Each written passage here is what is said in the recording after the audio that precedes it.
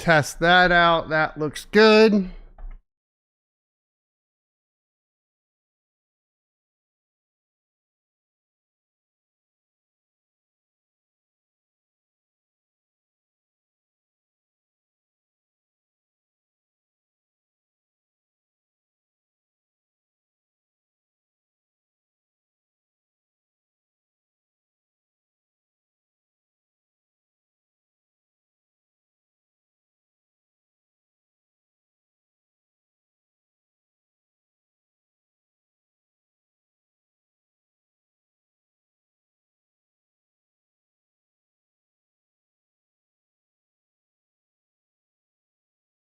Let us know where you're at, we'll bring that right then. Yeah. Look, roll up, call the hotline, come phone up. Yeah, the one down to the shoulder, stacking up, no folder. Hold up, roll up, go on running around for the gold rush. All around the town like no luck. I was on the way for the soda. Hold up, roll up, call the hotline, come phone up. Yeah, the one down to the shoulder, stacking up, no folder.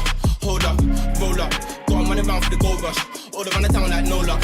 I was on the way for the soda. Hold up. Alright, calm down, love.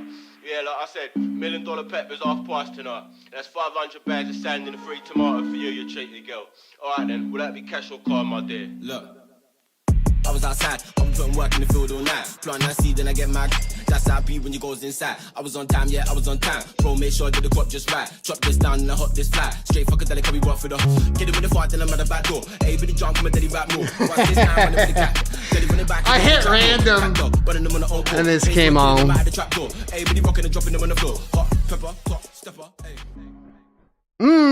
What's up, sons? It's Blind Red with Son of a Tech once again. And today we're going to talk about cryptocurrency mining, which I have not been doing for a couple weeks now. Obviously, I need to get back into it. There are a lot of questions surrounding the interwebs on my opinion on a few things, so I'll give them to you all for the people that want them.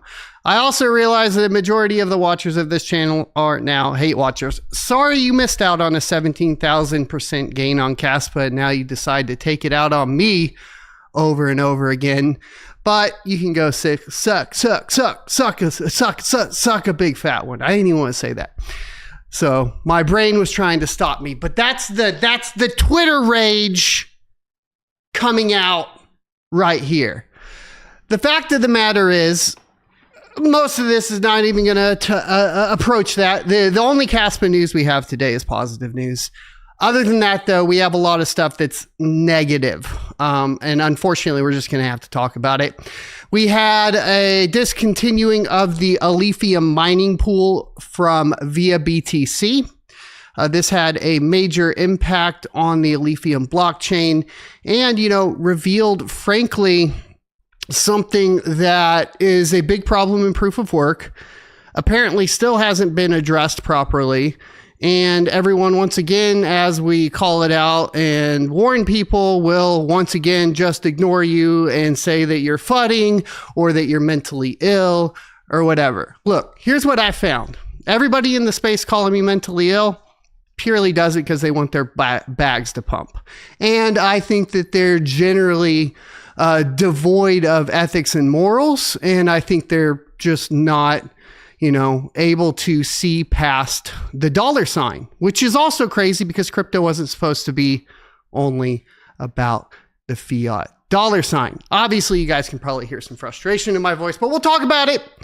We're also going to be talking about Flux, and at block height 2 million, we'll be getting rid of proof of work for proof of useful work with a lot of caveats. Once again, this is one of those things where, people, I think I'm just going to voice the frustrations that I see in the community, which is frankly that the community is losing trust in every single blockchain developer in existence right now. And I think that there are valid reasons for that, especially in the GPU mining space. Especially because GPU miners were focused on decentralization. That is the primary argument for GPU mining, and I understand the frustration. Once again, if you call this out and you say, hey, this looks like proof of stake, not proof of useful work, they will call you crazy and mentally ill. But, they're too busy drinking beer and buying watches. Yeah, Daniel, I'm sorry, dude. Listen to the people that built the system. Has it ever gone well for people that don't? Now, we'll get into it more. But there's frustration surrounding that from the community, and I understand why people have frustrations there, so I will talk about it as I can. Now, another big thing that blew up is ZegX went down, okay? And since ZegX went down, they are, one of the biggest non-KYC exchanges that people utilize primarily for proof of work shitcoins. And since they are down, a lot of people were discussing changes. And unfortunately, we have yet another disappointing decision or potential decision coming from Warthog. It was a project I had a lot of high hopes for. It's still in the air. We're going to cover it. But once again, it's one of these things. What it really did, unfortunately, was expose the fact that the reality of cryptocurrency in its current state outside of Bitcoin, I'm going to say outside of Bitcoin, is that developers have very clear abilities to do things that maybe I think the investors were unaware that they were able to do, right? They have capabilities, and that's what this situation with Warthog exposes, is that the developers for Warthog have specific censorship capabilities. So even if they decide not to go through with censorship of a wallet, it's already kind of destroyed from the perspective that, unfortunately, they've exposed their hand, right? And the fact that they do have control over individual wallets. All of that to surmise my Twitter post from earlier this week that we will cover, and I'll go over it with you guys here in a little bit. And then we have some reactions. Some people were asking me what I thought about this video with Fred Teal, who is, the CEO of Marathon Digital, some Caspa miners over there, of course, and what he is thinking about, the Bitcoin cycle and how it's changing. I'm really excited to listen to that. I'm going to also react to a video. Once again, we have more people complaining about Bitcoin miners being close to their homes. I have extremely related opinions surrounding this that people might not like because I lived in my farm, and we'll talk about that. Then we're going to take a look at the top 10 shit coins for this cycle, and we'll be discovering, our bear and bull market's over with, right? That's going to follow up that whole thing. We have a new CPU launch from AMD with the 5500 X3D. And I'm going to do a demonstration of the Caspa mixer. I am glad that this is out. So we're going to take a look at it and go through a demo of utilizing it live on stream with the famous 1 million Caspa wallet that's now dust. And we are going to utilize that to go ahead and try out the mixer, because mixers are extremely important, and I'm glad that they're here.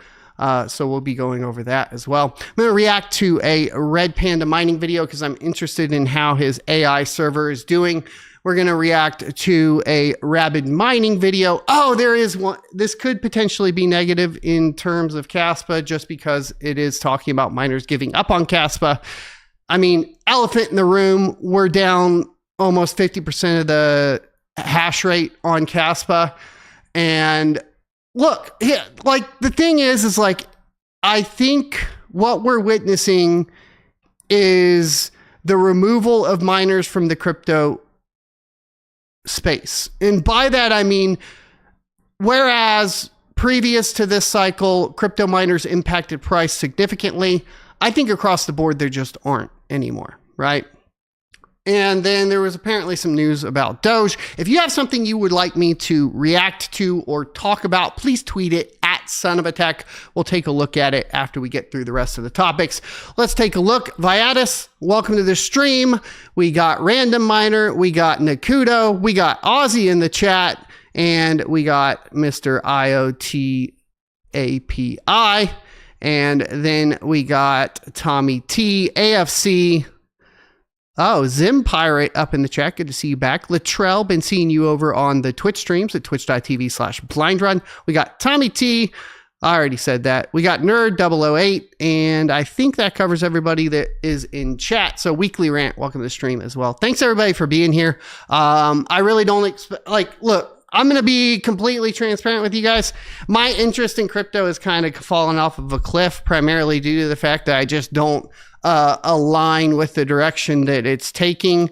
And I feel a little bit defeated, frankly, as far as, I am the type of person that will call out things as I see them, probably to a fault, right? And be overly harsh. I will come back. A great example would be, Ergo making their changes to the Ethereum Classic account.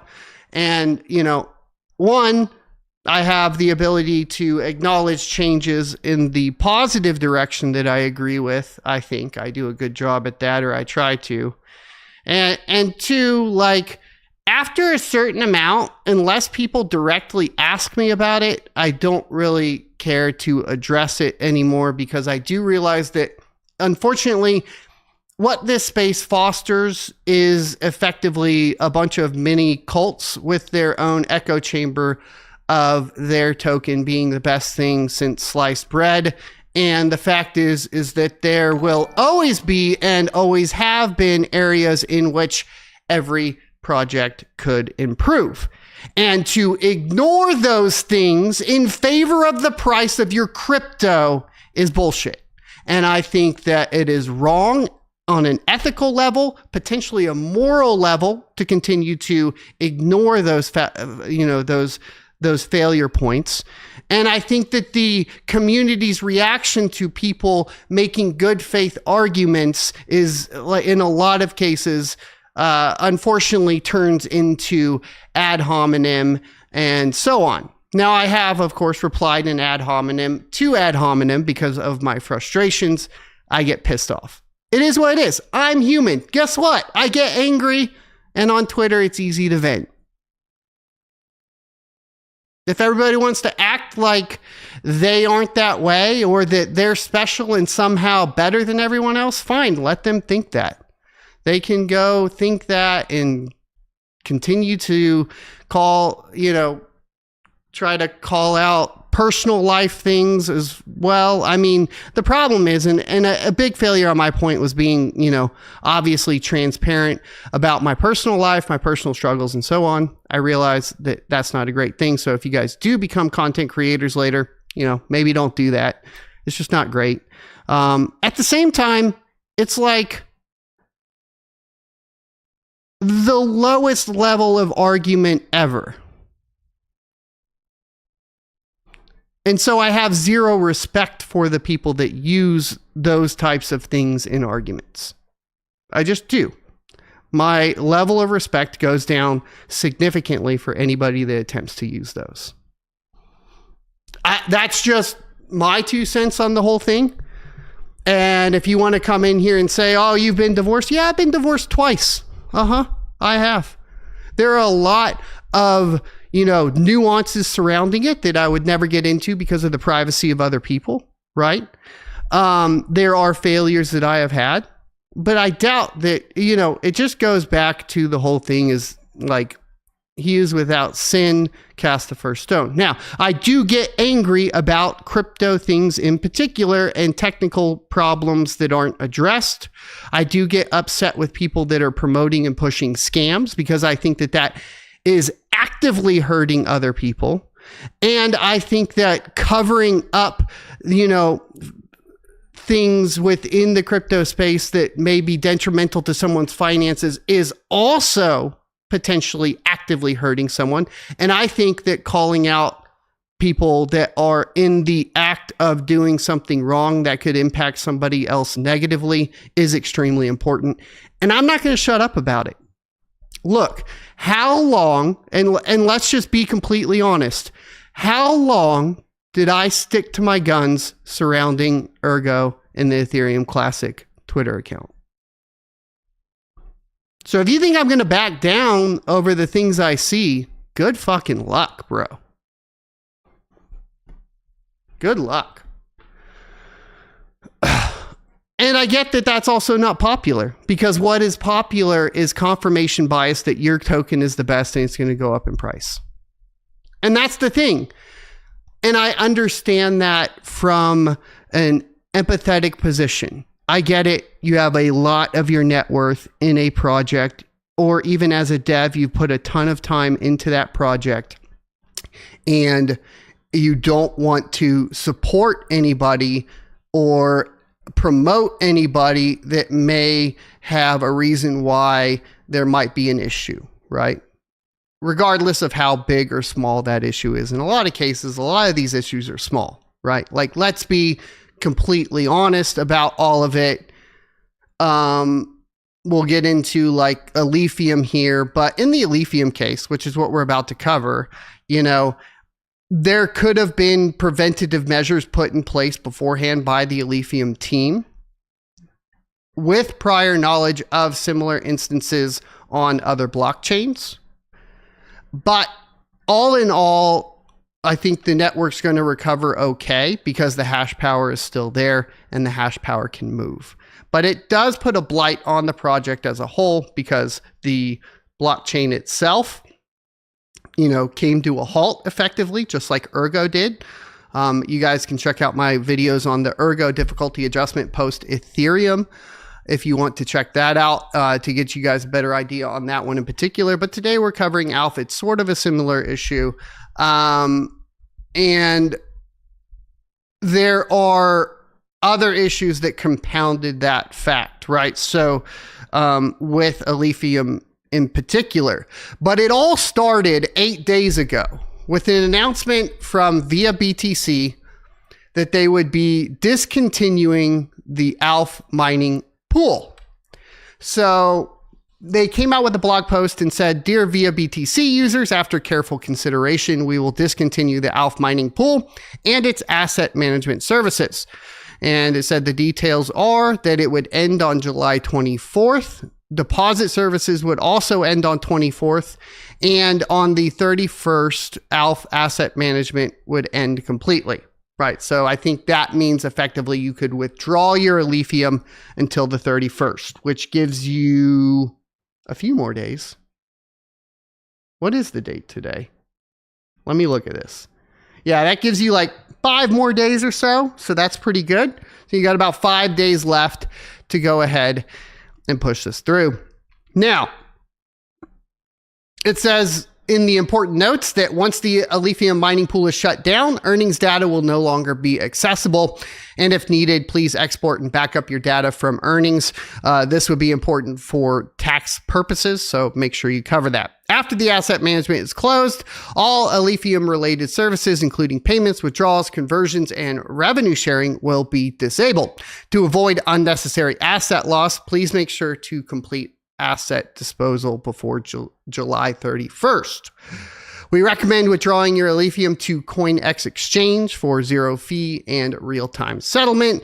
And if you do not complete the disposal of your Alphium assets before July 31st, your remaining Alphium will be converted into USDT and credited to your USDT wallet, which is pretty cool. Basically, you have the option to sell your Alpha, or they will just auto-convert it for you and give you the USDT, so there's no potential for a loss of fiat value. I think that's fair.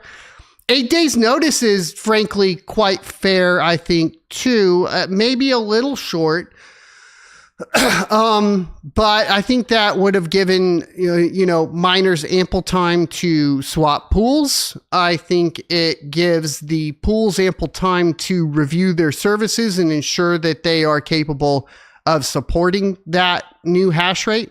And I don't think that Via BTC did anything wrong here, meaning that effectively, I think the announcement's fine. I would have preferred maybe 30 days notice. I think that would have been a little bit more fair, closer to, traditional market heads up, that type of thing. But they did give notice. I think everything's good. So on July 24th, a couple days ago, or July 25th, excuse me, I guess it happened on 24th or after they shut down, I saw this come out from Alphium. And it said, urgent network announcement. Dear Alphium community, earlier today, the network began experiencing significantly increased block times due to a sudden spike in difficulty. After investigation, we identified the root cause, which was a sharp drop in hash rate combined with a specific asset of our difficulty adjustment algorithm. DAA for short. If you're ever reading and you see DAA related to a proof of work cryptocurrency, that refers to the difficulty adjustment algorithm. This algorithm has been the downfall of multiple proof of work projects for a long time, right? This isn't the first time we've seen it. It's easy to point out Ergo as the biggest example because it was the most impactful, I think, to everybody across the cryptocurrency community.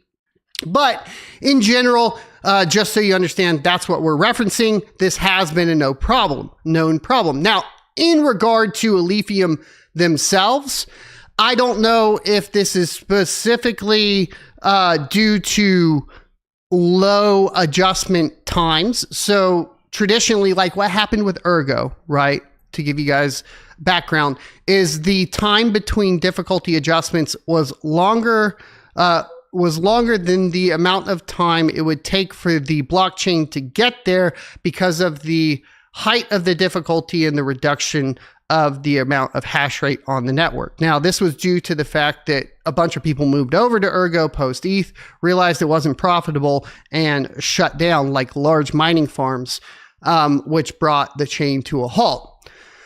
In the case of Alphium, it's a little bit more difficult. There are effectively multiple chains or on Alphium, right? And there are pool ops that were not aware of this as well. So this was a multifaceted issue.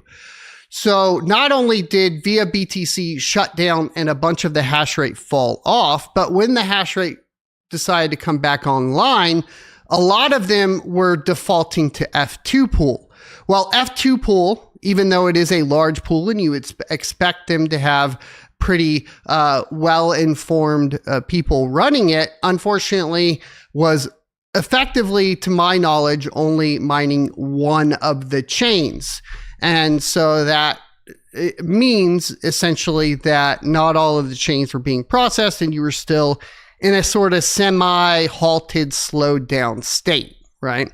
And I can show you, we can probably even look up the Alphium block explorer here. The transactions are back down. You can see this was up high over here and you can see the dips and then back up. So I think this was after the recovery. I'd have to go. I wish I could get a longer. I can't, can I? No.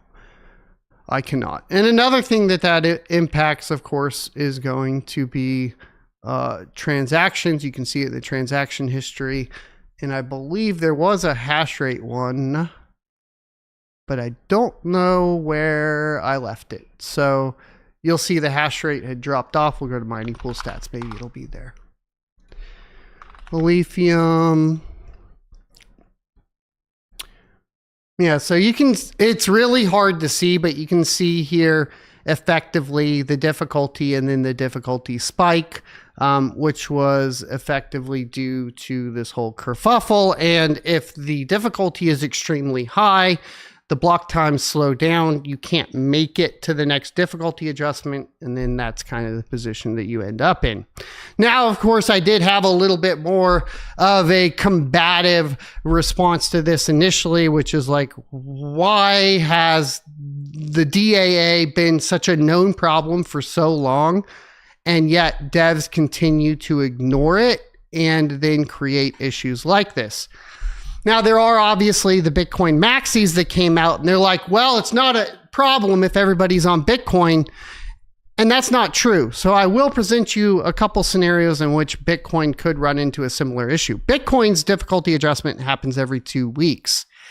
If there was a significant drop off in the Bitcoin hash rate, let's say 50% or more, not only do you have a 51% threat at that point, but the biggest threat is that you have a slowdown of the chain.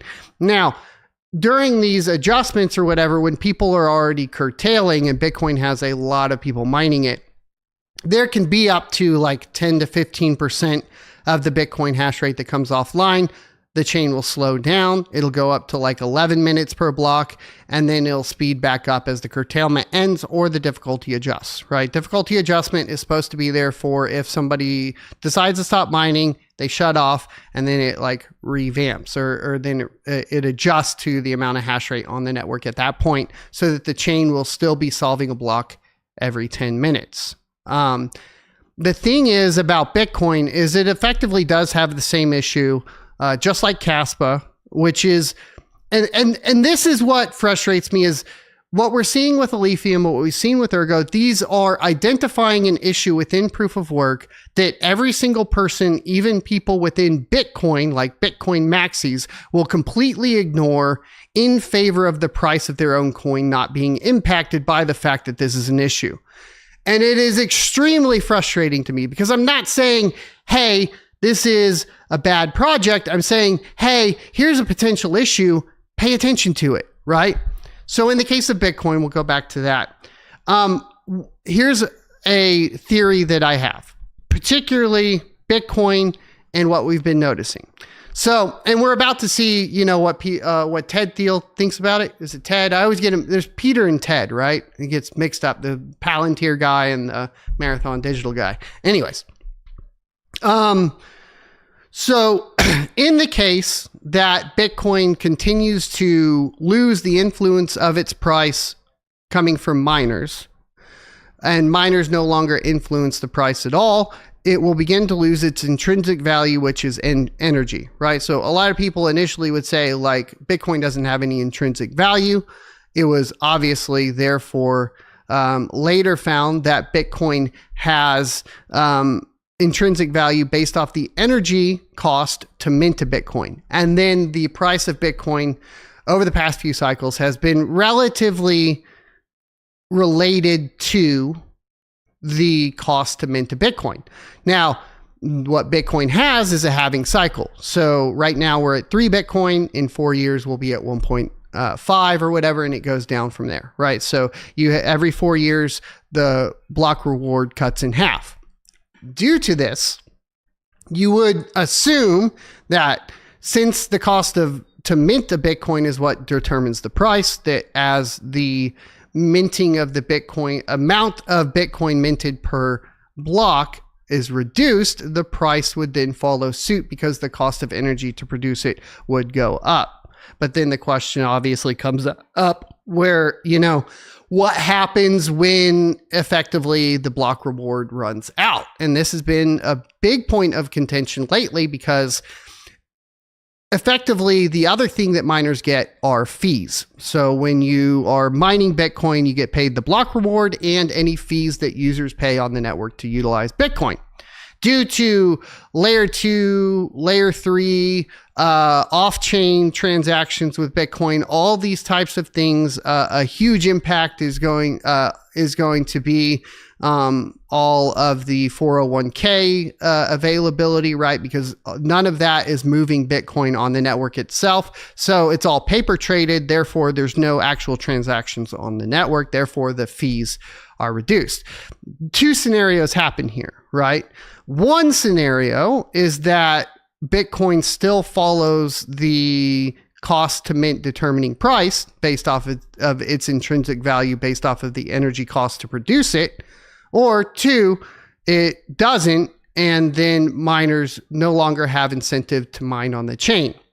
In that scenario, Bitcoin miners will shut off because it doesn't matter what anyone tells you. Oh, I believe in the coin. The minute you're losing $10 million a day in energy costs, you're not going to believe in the coin, okay? And you'll shut off. In that scenario, a massive shut off of mining power for Bitcoin because nobody can afford to mine it anymore, you do end up in a situation where the chain won't adjust to the difficulty fast enough for it to make it to the next block. And then you witness a halt on the Bitcoin blockchain. So yes, even Bitcoin has this potential issue. All right. Now there is still the discussion of like, will that be the case? Will it not? It's really up in the air. It's like, how confident are you in the adoption of Bitcoin? Bitcoin has turned into a store of value. The problem is if an asset turns into a store of value, particularly Bitcoin, and it's no longer utilized, then the security mechanism, which is proof of work, becomes pointless to do because there's no revenue for you to gain from it, right? Because everybody's holding it and nobody's selling it. And this is a proverbial Trojan horse scenario. So let me give you this idea, which is kind of cool. If you guys aren't aware, there's the story of the Trojan horse, and it was a gift, and basically a bunch of soldiers hid in the gift to get past the unimpenetrable walls. And then once they were past there, they all came out and slaughtered everybody in the city walls. And there's been this idea that Bitcoin will be a Trojan horse to traditional financial markets. And in either scenario, funny enough, that would be the case. Scenario one is that all of the corporations, top 1%, everybody begins to invest in Bitcoin. They put all of their net worth into Bitcoin. And now you have a set, amount of Bitcoin that can't be, manipulated. And at that point, everybody has to play by that game. That's the original idea, right? Now you can't manipulate by printing more money. You can't manipulate by, offshore accounts. You can't manipulate anymore. You can't manipulate the currency in your favor anymore if you have the power to do so. And that was the original idea of the Trojan horse. Scenario two is that you convince a whole bunch of people to invest in an asset that initially has an intrinsic value based on energy, that over time loses its intrinsic value based on energy and loses its value.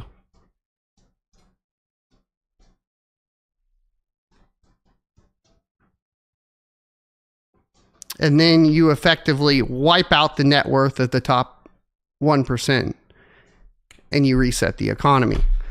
That's scenario two. So either way, yes, Bitcoin is a Trojan horse. It might not be in the way you want it to be, right? It might not be that the one Bitcoin you bought 10 years ago makes you wealthy. In fact, if you look at it in that manner, that would be folly as is because it follows the same problems we currently have. Anyways, interesting idea. Just wanted to bring that up because a lot of people are like, oh, well, Caspa doesn't have this problem. Bitcoin doesn't have this problem. No, all of the proof of work blockchains have a problem of the DAA, which is, obviously going to determine how fast the difficulty adjusts based on the amount of hash power. Every blockchain has this problem. Proof of work. That's proof of work. Let me be clear. And it will be something that has to be solved for longevity of use, right?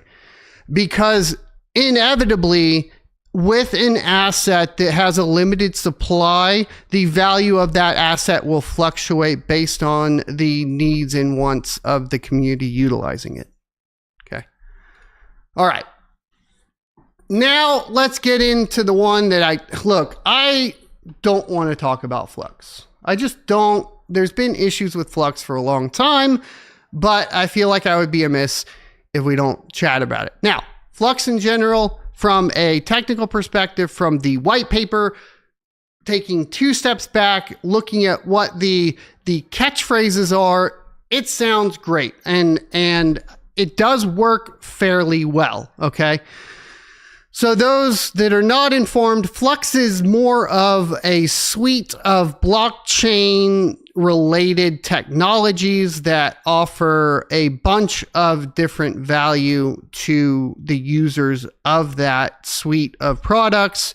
And there can be arguments as to how utilized it is versus not. I've utilized it a lot, so I do actually have some technical opinions surrounding Flux. We've talked about them before with Daniel Keller. So, and I do appreciate that Daniel's come on the channel before. We obviously, butt heads. I think we are very similar personalities. 1, 2, I also think that you should be able, I don't think that I should not be allowed to talk about other competing cryptocurrencies or bring up problems with Flux just to maintain that relationship. Fair enough. I think that's fair enough. And I already went through all this with the guys at Ergo, Armenio, Sigmanaut. I'm glad that our relationship is good now. And I just always assume, because this is the way my life appears to go, is I hit a point where I don't really want to compromise where I'm at. And sometimes I'm wrong, by the way. And either I realize I'm wrong and I apologize and I change that, or eventually we figure out that I'm right and everybody comes back around. And I think that's pretty true in most of life. And I think basically I'm trying to say, obviously, I made the poke there at the beginning, but all in all, no matter how this plays out, at the end of the day, we'll all wrap back around, right? When Shai got kicked out by CastBuy, DM'd him immediately and was like, hey, if you need anything or if you need help finding another project to work on, let me know. I'll help you do that. I don't really hold grudges that long, but I will hold my stance, if that makes sense. So let's talk about this though. Okay, Flux is a suite of blockchain related products that serve multiple purposes, some under different umbrellas. They do play the Shell LLC game a lot. So good luck on figuring out who all owns them, what money is invested, etc. There is some public information. I do know that they had gotten bought out by a VC capitalist for their Zelcore part, and then I believe Influx bought it back from them, so I think it's privately owned now. But there was that interaction that a lot of people had issues with, myself included, kind of like, okay, well, what's that? For those not in the know, Zelcore is a separate product under the Flux umbrella that it holds crypto assets. It's a wallet. It is a software wallet, so not the most secure wallet, but it offers interoperability, which allows you to, swap, exchange, trade, all that sort of stuff, multiple different cryptocurrencies within its ecosystem. With Zelcore came a lot of other things, which was like their tokenization system related to effectively what they called parallel assets. We'll get into parallel assets here in a little bit. But on top of that, under the Influx umbrella, they also have what is best described as a virtual private server based on the blockchain.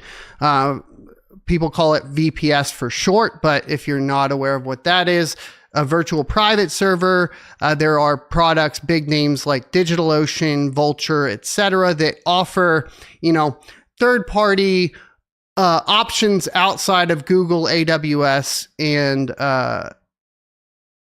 Microsoft for hosting web servers, a whole plethora of different compute servers that you may need something for, right? Whether it's a database or whether it's a web server to host a website, basically you can go to these services, rent them out, and then put them, and then deploy them.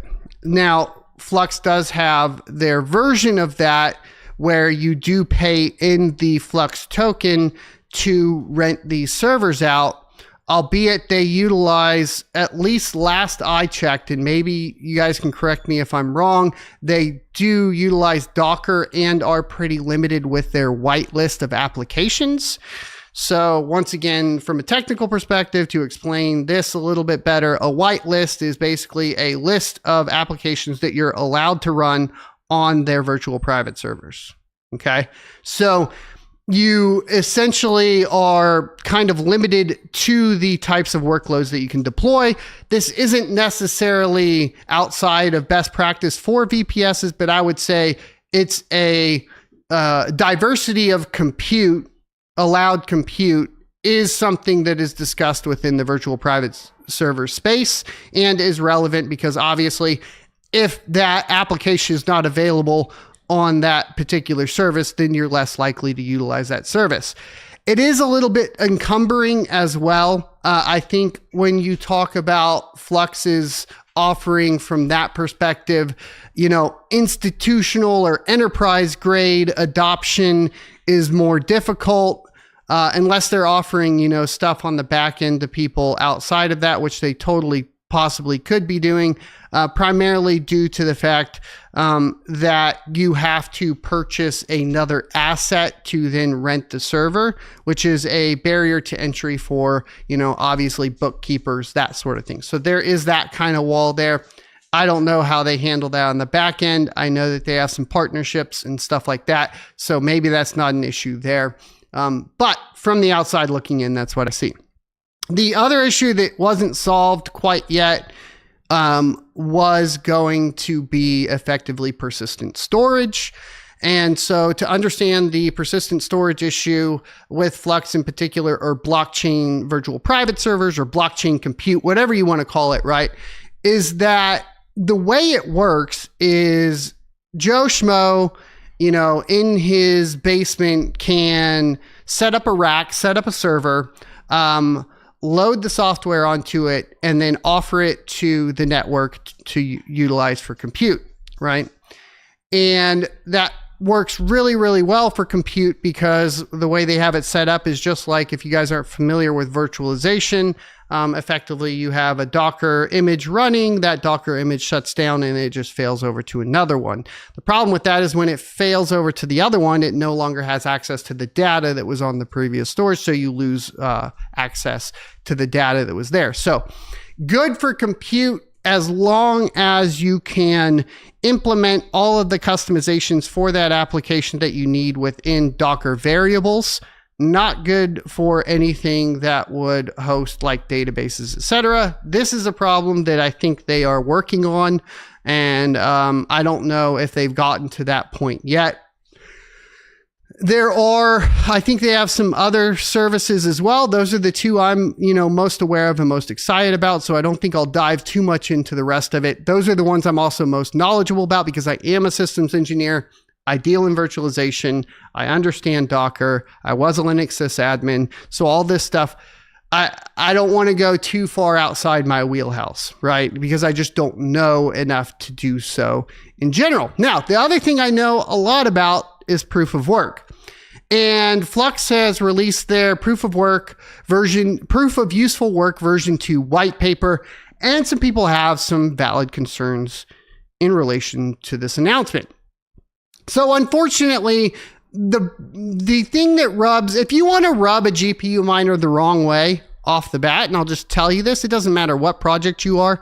If you start with, there is a problem with the environmental impact of GPU mining, you just lost the entire audience. I'm sorry, but that is the political and ideological lane that separates like a lot of miners from a lot of proof of work guys from a lot of proof of stake guys. Effectively, it is the age old, global warming line. And we can argue all day over whether it is or isn't, but I'm talking about the perception of your audience, so it doesn't matter. The reason why Bud Light would go from putting a tranny on their cans to then hiring Post Malone and Shane McGinnis, is that right? For their commercials, is because what Bud Light understands is it doesn't matter what your opinion is as a company that's trying to sell to people. It matters what the opinion of the people you're selling to have. End of story. And people will get mad and they'll get on a high horse and they'll say, but this is definitely wrong and nah, nah, nah.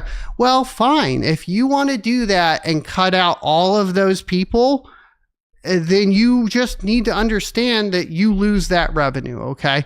So when Flux starts this paper out with an entire paragraph on the environmental and economic inefficiency of GPU mining, I'm just saying you probably lost a bunch of your mining audience right off the rip.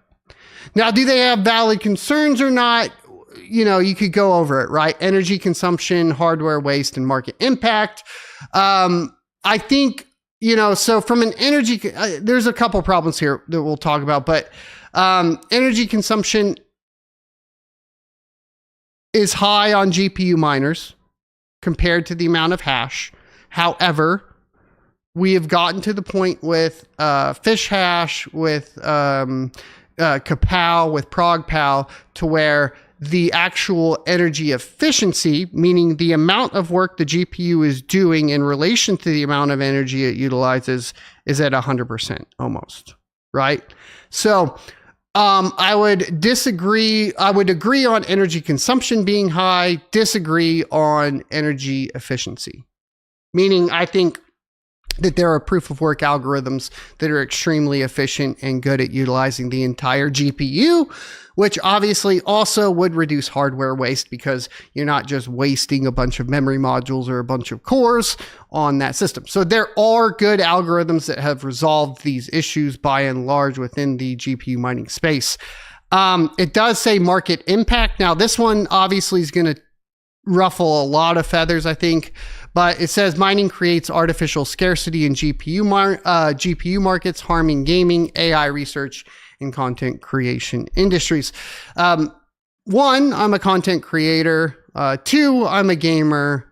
And three, I do participate in AI research. And so who's to tell me which one's more important?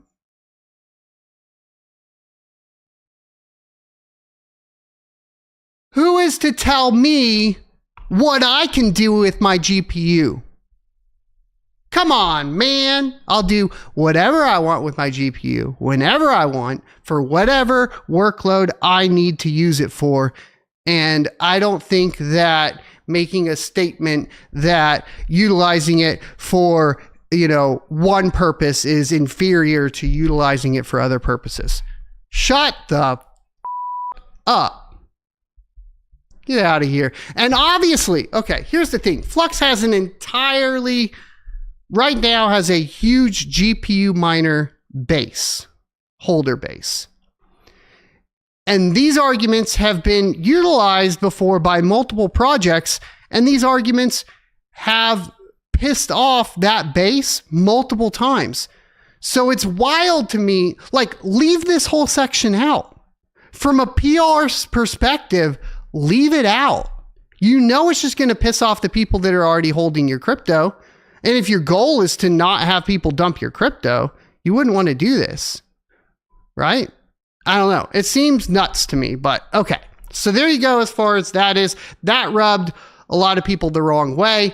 They went to centralization risks, basically saying that there's geographic concentration on mining power, which could be true to a certain extent. You know, you have your US market, your China market. I think it's spread out a little bit more, Russia, so on.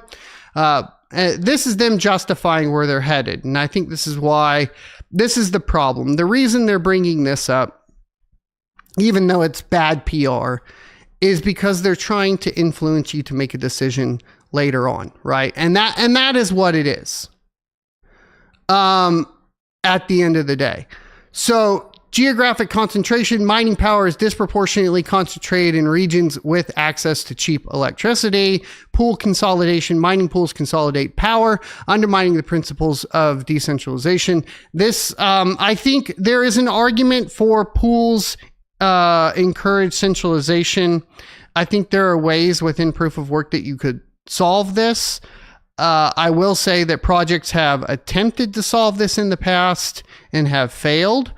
But there are also projects even at the Bitcoin level, like Ocean, that are coming up with new protocols to work around this problem, right? And it is a fair point, because obviously we could just go back and say, hey, look what happened to Alphium when via BTC shut down.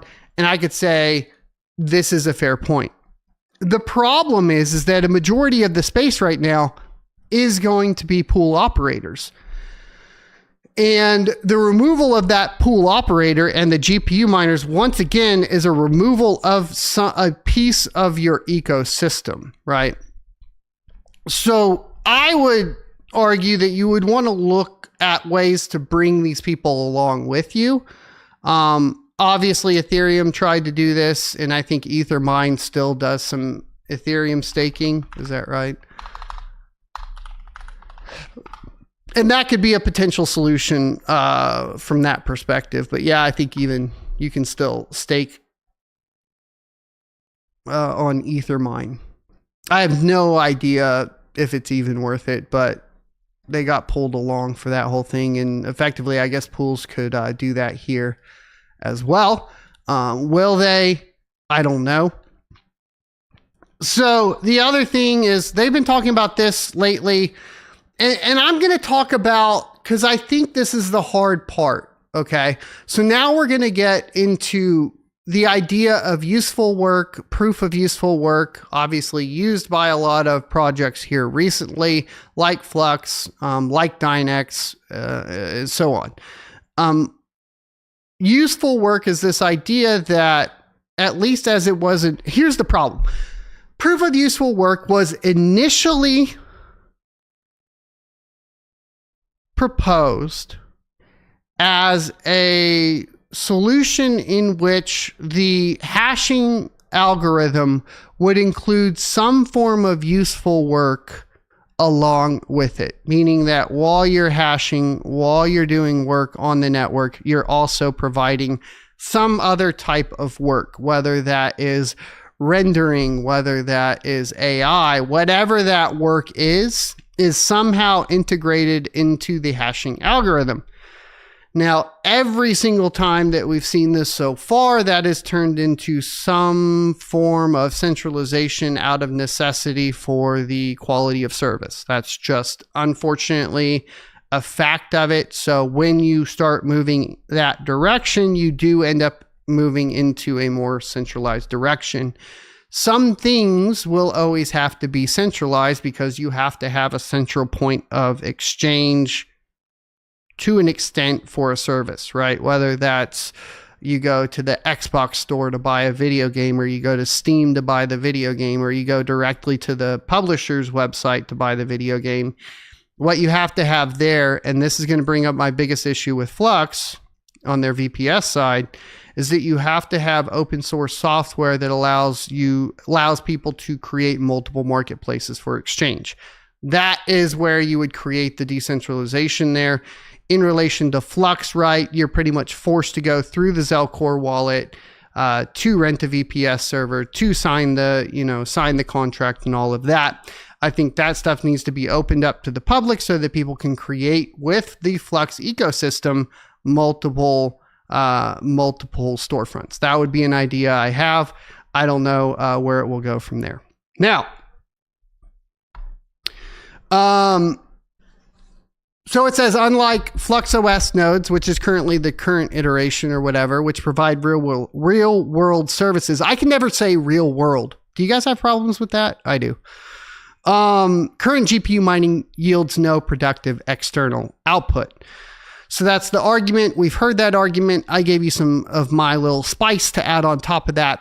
And then this is their proposed shift. And this is where things start to fall apart. So keep in mind what they've said is here's all the things bad with GPU mining and proof of work that have been arguments made by Ethereum, by, well, everybody that's made the shift, right? Like we could go down the list, like what, BlockX, what was it? Was it Neoxa or Chlor? We could go down this list. Here's what happens. So let's give you guys a history lesson on what happens to projects that eventually move from proof of work to master nodes. Now, people can argue that master nodes are a little bit different and blah, blah, blah, but let's just give you an idea. So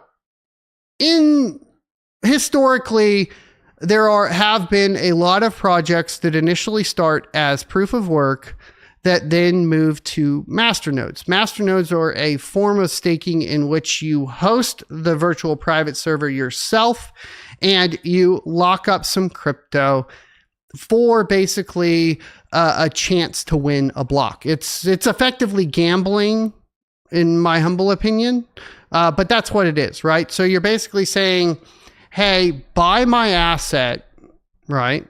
Put it into a wallet that you can't change, right? And that you can't control anymore without taking like massive losses in a lot of cases. And then I promise you, I'll give you a portion of the rewards of every block for X amount of time. The more people that do it, the less of the portion of the reward you will get.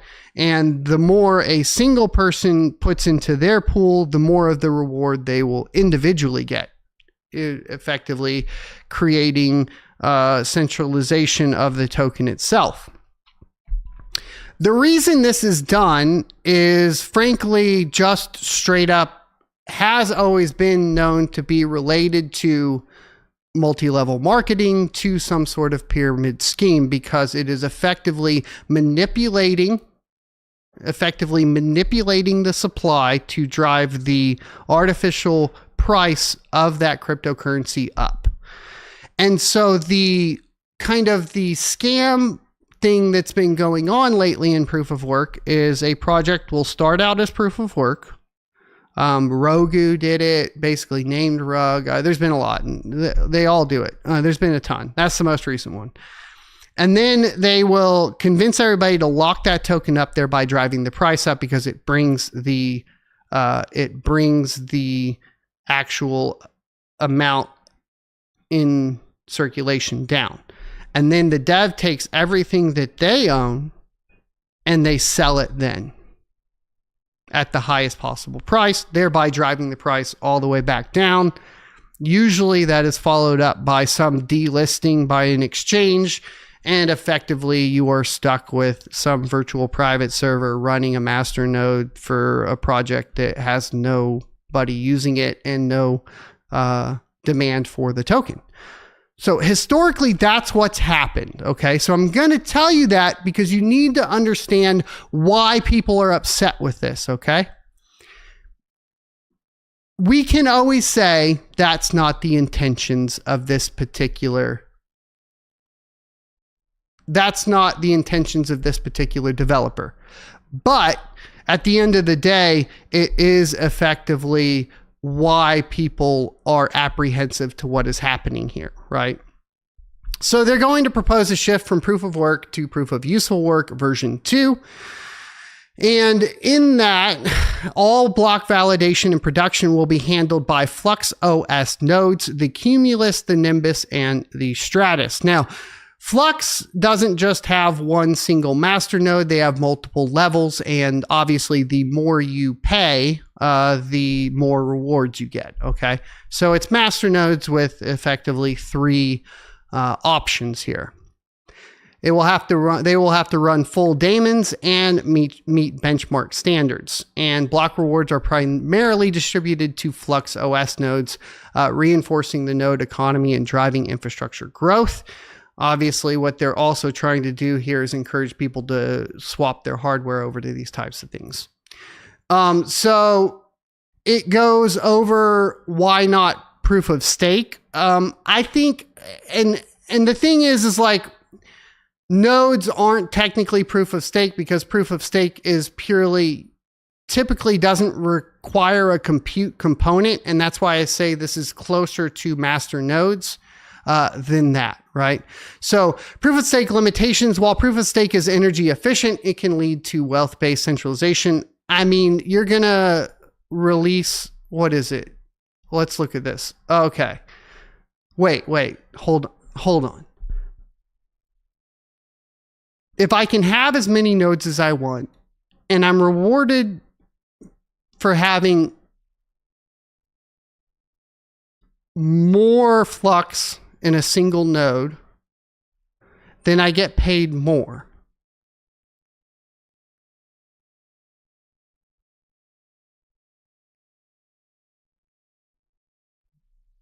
But proof of stake,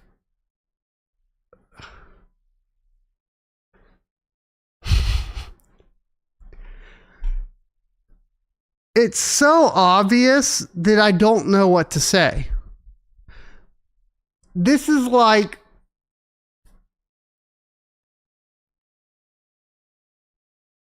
it's like the Epstein list all over again.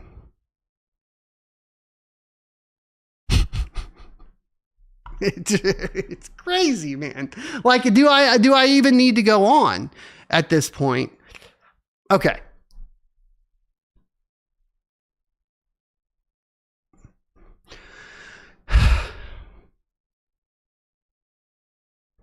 So proof of useful work ensures decentralization by requiring operational infrastructure rather than a mere token staking. Proof of useful work is just a new name for masternodes. I want to make that clear. Before we get any further, okay, here is the YouTube short reel for you right now. Flux proof of useful work is just a new name for marketing to use for masternodes. Capiche?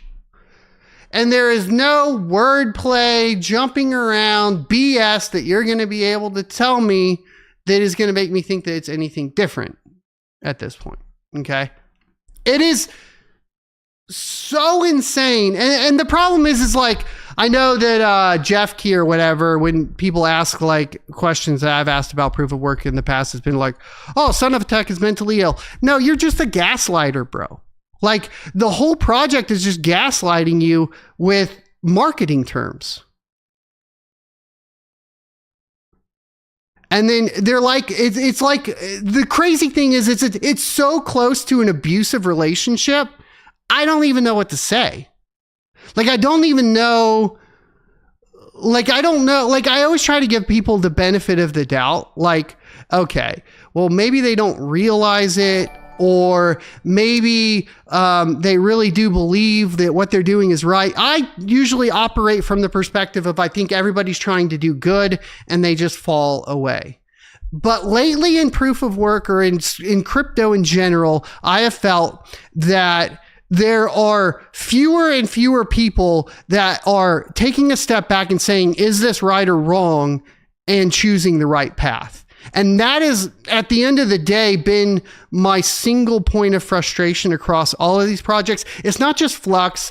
It's not just Caspa. It's not just Ergo, or it's not just Bitcoin, or it's not just, it's the problem is that it's ubiquitous across the entire industry, with some people being more malicious than others, but you can't even trust a project anymore. So what am I supposed to do?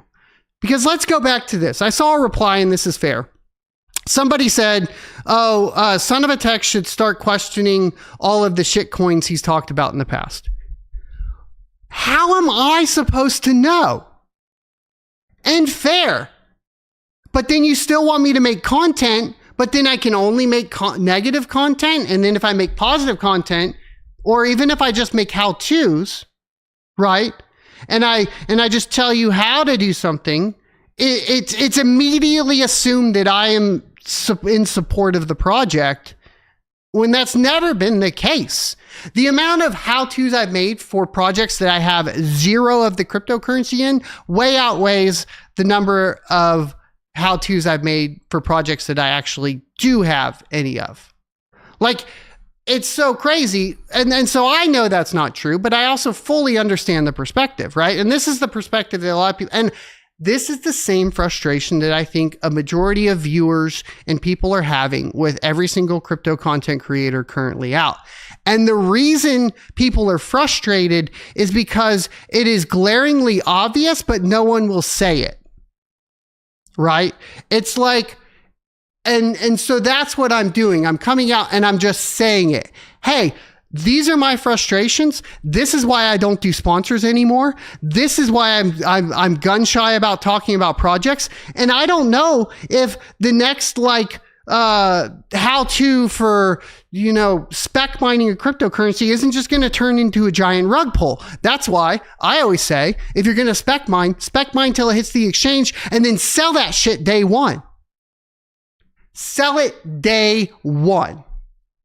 You want my financial advice for spec mining? Mine it before it has a price. Sell it as soon as it has a price. Get the fuck out. Pay your electric bill. Buy more equipment and go on. That's it. Do that.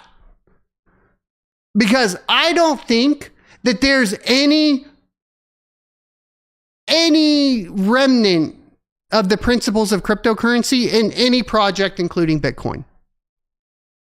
I don't think that there's going to be some savior blockchain that's going to do the right thing for sake of doing the right thing that's going to gain any steam at all. Because the entire premise, when somebody comes up to you in your real life and they say, hey, I want to get into cryptocurrency, what's the next line? Which one's going to go up? Which one's going to make me money? And because that is the approach to which every single individual takes to crypto, it can never meet the principles that were set out in the beginning. It can't. It just can't. And so to pretend like, and here's my frustration, to pretend like it is, when that is clearly not what the reality is a lie. And I can't do that anymore. I just can't. And that's why I love crypto. I love messing around with projects. I love looking and thinking about problems. I like all of these things, right? What I don't like is all of the stuff surrounding it and the direction that we're going and the inability for anybody to acknowledge it. Right? Oh, and before anybody gets mad at me saying well, this is the reason nobody wants GPU miners because they just dump on the market. If your project has nobody that wants to buy it, then it's going to fail regardless of if the GPU miner holds it or sells it. It just is. Toxicano says, son, do you think blockchain technology that failed? No, I think the original principles and white paper of Bitcoin has failed. Blockchain as a technology will be utilized in centralized proprietary networks that will be extremely successful, and it is going to revolutionize the way we live, but probably in a bad way.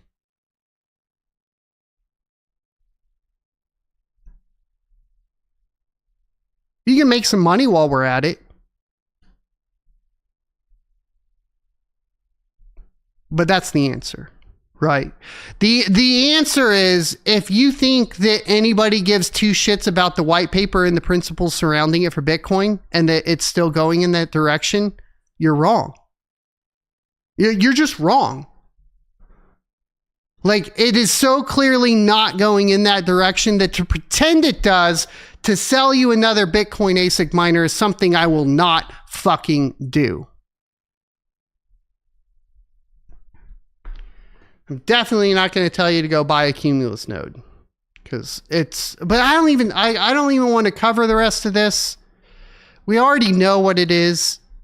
I summed it up. Flux is moving to, I think there was one thing that we needed to talk about. They're doing something with parallel assets. Let's take a look.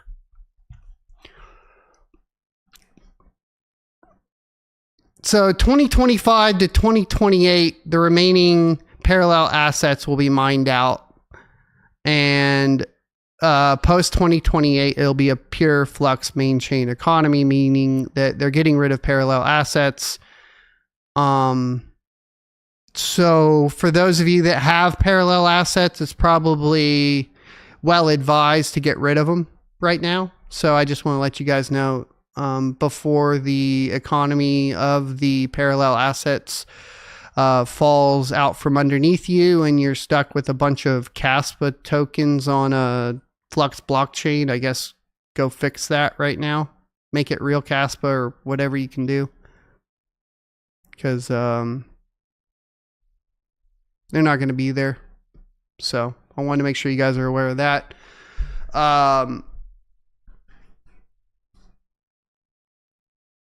Do you guys remember the Octo server? Remember the Octo server that had GPUs in it? That it was like a partnership between CryptoMiner and Flux. And they were supposed to be for like AI. And then they were going to roll in Flux OS into that. Is that a thing? It sounds like they're just utilizing the nodes that they already have, which don't have GPUs. Right? Yeah, Panda has one. Okay, so here it is then. So GPUs deployed on the Flux Edge platform will qualify for dual mining rewards through the development fund allocation. Up to 20% of the development fund, 0.1 Flux per block, will be allocated to incentivize compute providers who contribute GPU resources. So I guess so. It's just extremely disappointing. So I understand all the frustrations with Flux. Am I surprised? No. I think it was headed in this direction regardless. I think it is a little scummy to like cover up what is effectively master nodes with a new term. I don't like that. It's the same reason I don't like that all of the sponsors are going from calling people influencers because of the bad history and reputation that the word influencer has to key opinion leaders in some way to obfuscate the fact that it's still just the same people selling you the same shit, which is effectively what that is. I have never liked marketing terms to clean up the bad reputation of a previously used term. It always rubs me the wrong way, but that's how I feel about it. So this is going to happen at block 2 million. Right now we're at block 1,955,206. Well, how will that work then? Because wouldn't that be like 60 days? Is my math off? Is this happening in 2 months?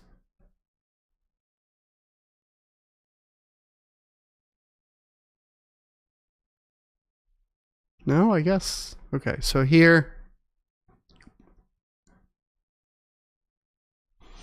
Okay. So the PAs will still be going to proof of useful work. So no, I'm correct. You got 2 months. And then mining will be gone on there. I think they also did a tokenomics change as well.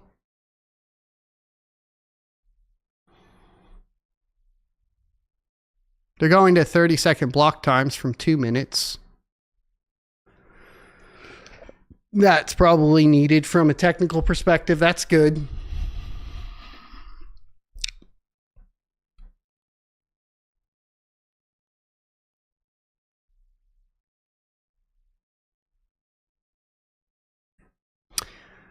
Okay, so the reward schedule is going to change to a halving every 2.5 years. 10% reduction. So, okay, that's currently what it is. And they're going to go to a 10% reduction every 1,051,200 blocks. So that's about annually with the 30-second block time. That makes sense.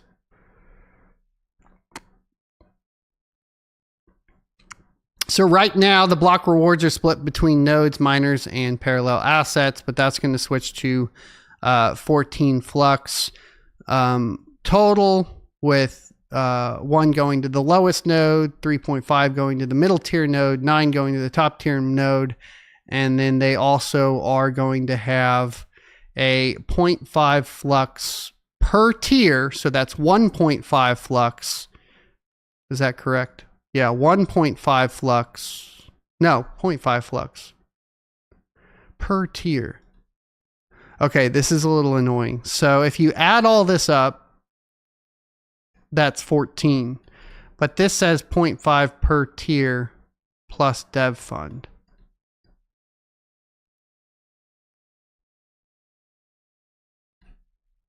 I think we need more clarification on this because this math isn't mathing. Either it's 0.5 per tier, which would be 1.5, which would equal 15 flux. Or this is 0.5 per tier no matter what. But you also have a dev fund that's not talked about there. Hold on, let's go back up here. 3.59 development. Okay, development fund is 0.5.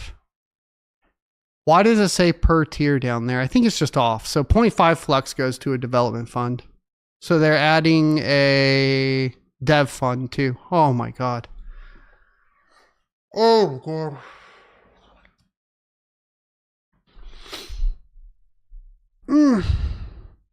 Like, I keep saying I want to stop and it just keeps getting worse.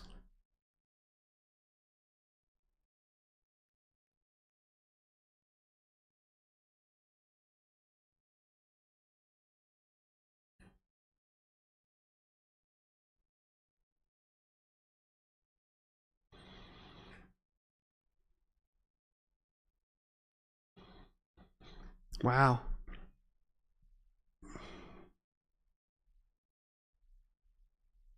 All right. Let's move on. I guess they're going to have a dev fund too. Every single project that's done that move to masternodes with the dev fund has turned into a massive rug pull. I don't think Flux has the intention of rug pulling. I'll say that. But it is what it is. So if you go to zegx.com right now, you will see that it is no longer online. Now, this has brought something into discussion surrounding a project that I had promoted for speculative mining called Warthog. And Warthog is effectively a project that requires you to mine with both a CPU and a GPU, which further decentralizes the network through preventing people from running multiple GPUs on a single crappy processor. This was a great idea. I liked it a lot, so I promoted it.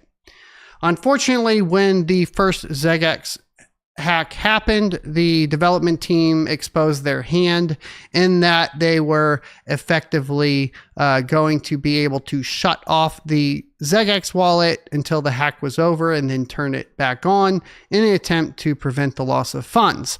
Unfortunately, that is what they're going through now. So ZegX currently for Warthog itself has 640,000 Wart in its exchange wallet, which is quite a lot. I think like the most I ever had of Wart was probably 10 to 15K, and I was a whale at the time, and I think maybe have like 7K left over or something like that, and it's rapidly lost its price just due to the fact that they've been showing their ability to effectively manipulate the chain, and that's kind of sort of a no-no within cryptocurrency. So on the 20th, they posted this and they said after yesterday's vote that something needs to be done. In a lengthy discussion, we have the following options. We freeze the wallet temporarily or indefinitely and protect users' investment from ZegX dumping their 640K Wart wallet.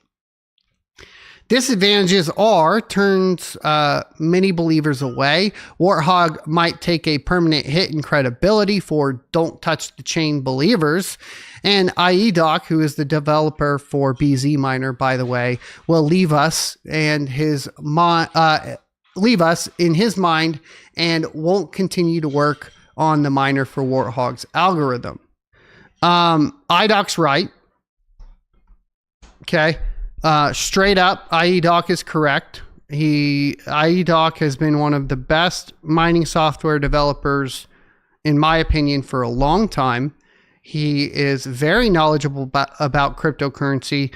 He's very knowledgeable technically. He's very knowledgeable from the principle standpoint. I align with him all the time.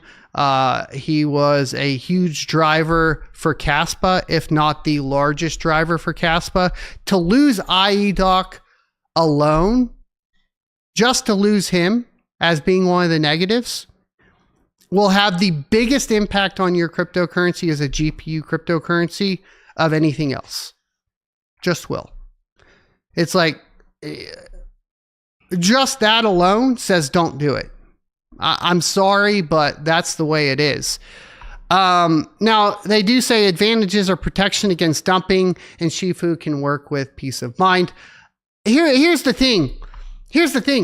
640K Wart getting dumped onto the exchange and going really low just gives a lot of people a good entry point, right? I don't think that it's negative in general, right? Plenty of projects have gone through exchanges going defunct and dumping their tokens and have been fine later on. I don't think it's that big of a deal. Especially, I think it's almost worse to even acknowledge or bring this up and expose the ability to freeze the wallet than it is for the 640K Wart to hit an exchange. That's my opinion. So BZ Miner had a compromise, and he said that there will be no freeze, but a project fee instead. So having close monitoring of ZegX wallet to try and prevent them from dumping. Other projects had similar success collaborating with MEXC to freeze their funds on the exchange. Writing a bot that alarms us when suspicious behavior occurs in the ZegX wallet. Maybe headhunter bounty if Wart or for community members that help preventing or exposing potential future dumps of the ZegX Wart funds. And even the developer of BZ Miner will pay $5,000 for coin market cap listing. Dude, I think it might just be Ladoc. I always say IEDoc. I don't know why. Ladoc's a good guy. I don't know why you wouldn't take that. He's just going to give you $5,000 for a coin market cap listing just so you adhere to the principles of cryptocurrency. Like, what do we, that warms my soul so much and lets me know that we do have good people in this world, like straight up. And we still have people in the crypto space that will do the right thing. And this one's funny because we actually have a bribe to a developer of a cryptocurrency to do the right thing. That's amazing. That's amazing, man. So huge shout out. I think like if you can use BZ Miner, go use it. Give that guy all the revenue. And stand behind him. So you can go to their Discord and vote. It definitely looks like Ladoc's compromise is winning 86%, 212 votes to 35 votes. I hope that this goes through and the developer decides to follow through on his promise to adhering to the poll here, and that we continue to see this go in the proper direction and that we see future success for the project, because I do think from a decentralization perspective, they have the most interesting one for proof of work from an algorithm side of things that I've seen in a long time. So there you go, guys. I think that unfortunately Wart has probably lost a lot of faith in the project just from the fact that they acknowledge that they do have these capabilities. And that's really not something you want to admit to. So that's kind of a problem, Okay, so 3 bad, 1 kind of good, kind of bad, right? Good from the perspective of it exposes that we still have good people in this industry that are trying to get people to do the right thing. But that leads up to a semi-viral post that I had on Twitter. I figured I'd cover it for you guys. I posted this a couple of days ago. Obviously, I was a little frustrated, but I said I'm genuinely not interested in crypto that much anymore. This is primarily because the principles are gone. Decentralization is a joke at best. Privacy is a foreign term. Most projects just vote on how they can manipulate the supply, like we're seeing with Flux right now, and demand to affect the price. Content creators spamming codes. No one even speaks about how the space has completely lost its way. There have always been issues, but there was hope. Now it's purely price manipulation, scams, and promo codes. Most people are too stupid to even know that supply manipulation is wrong or what an MLM is. So it's also kind of nobody's fault. Just too many retards, excuse my language. And some of those retards just figured out, and I'm probably one of them to an extent too, insider trading and price manipulation, but not smart enough to know it's wrong. It's odd watching the space and broader society collectively become so dumb that they don't know what they do is wrong. Forgive them, for they know not what they do. Call me Crypto Jesus, baby. I'm just kidding. So that's, and I wanted to give you guys, I think that's how I wanted to wrap that whole segment up. So you guys know, this is kind of, I've been seeing this stuff fly across my inbox and my DMs, and it genuinely is disheartening to see a lot of it, right? Now, we have an interview here. It's a little long. But we're going to take a look at it, and it's Bitcoin cycle like we've never seen. What's next for price, mining cost, and Marathon's Fred Teal is going to be talking to us. So let's go ahead, get into it. Let me know if you guys can hear it okay. If not, and then we'll go from there. Time the wind blows and those miners can run, we're generating Bitcoin at near zero cost. We're still doing a full hodl. And many of our peers, though, are selling. But then you have Michael Saylor buying 900 Bitcoin a day. So, miners don't really, the amount of Bitcoin miners sell from new production daily has very little impact. It's a different story if a miner like ourselves, sitting on approaching 50,000 Bitcoin, if we decide to sell 20,000 Bitcoin, yeah, that would move the market, definitely. Yeah, and that's exactly what I've been saying, right? Like the effect of newly minted Bitcoin on price, i.e. miners' daily operations, has much less of an effect on Bitcoin now than it did before.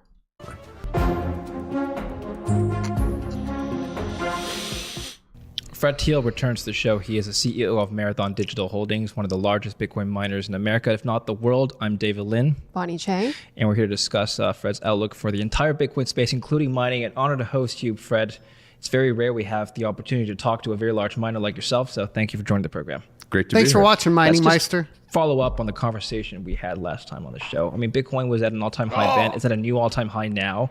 The strategic reserve is now signed to executive action. What is the next catalyst for the new all-time high that's coming up next, inevitably, hopefully? Well, I think a couple of things. For one thing, we're seeing all these Bitcoin treasury companies being created. Yeah. So where Michael Saylor before was kind of the person in town buying 900 Bitcoin a day, per his own admissions, you now have the Trump family, you have Cantor Fitzgerald together with Tether, and you have many other Trump families is called World Liberty Fund, who all are raising multi-billions of dollars, who are going to be in the market competing with Michael Saylor to buy Bitcoin, which is essentially going to drive number go up, I think, for a period of time. Stablecoin legislation passing through Congress and landing on the president's desk, I think is going to be another small leg up. Then you have market structure soon behind that. And then you have the strategic Bitcoin reserve coming as number 3. The SBR right now, based on what I understand from the White House, the SBR is now, they'll be receiving reports from all the government departments, so Treasury, et cetera, on how much Bitcoin the government actually holds. More than likely, it'll be a number in the 100,000 range, because you have to think of forfeiture laws. And while the FBI or IRS may have confiscated Bitcoin, it may not be theirs to actually hold. There may be a victim that they have to deliver it to. And so you most probably have about 100,000 Bitcoin that they have. The question is then, what is... Isn't it weird that the IRS can confiscate your Bitcoin and then just keep it and hold it? Sounds like theft. The administration going to do to add to it? And what revenue neutral programs are they going to do that? And I think the U.S. Needs to move quickly, because you now have other nation states wanting to do Bitcoin strategic reserves. And if they start buying Bitcoin ahead of the U.S., then it's kind of, well, the U.S., you guys were first, but you haven't done anything about it. And so I think when the U.S. announces they're actually buying or adding to the Bitcoin reserve, that'll be another catalyst. So you have a multitude of steps. You're seeing some great inflows into ETFs right now, which is primarily retail. But you're also starting to see more and more institutional buying. There's a definite, I think you and I've talked about this before, there seems to be like a floor in the market where the market comes down, there's always a buyer at some point. What's right? the floor now? Right now, I think there's very strong support at 98. We're building support at 106. And, we hit 110, we bounced down to 108. We hit 110 a little bit more, we bounced down to 108. So I think 106 is pretty good support. And a backstop to that is 98. So 450 new Bitcoins are mined every single day, but all the people or companies or governments that are trying to buy Bitcoin sounds like they're trying to buy a lot. But Bitcoin price does not really reflect on the type of demand that we are talking about. Why? So you're seeing long-term holders, and this is a phenomenon that happens always. When you have 98% of Bitcoin in profit, then what you end up having is people start selling. The long-term holders at this stage in the market cycle typically sell a portion of their Bitcoin with a plan of buying it back when Bitcoin drops again. I don't think we're in a... And this is something that, and obviously, like, it's something that really I've been trying to talk about in regard to Caspa, right? Because Bitcoin's been around for a long time.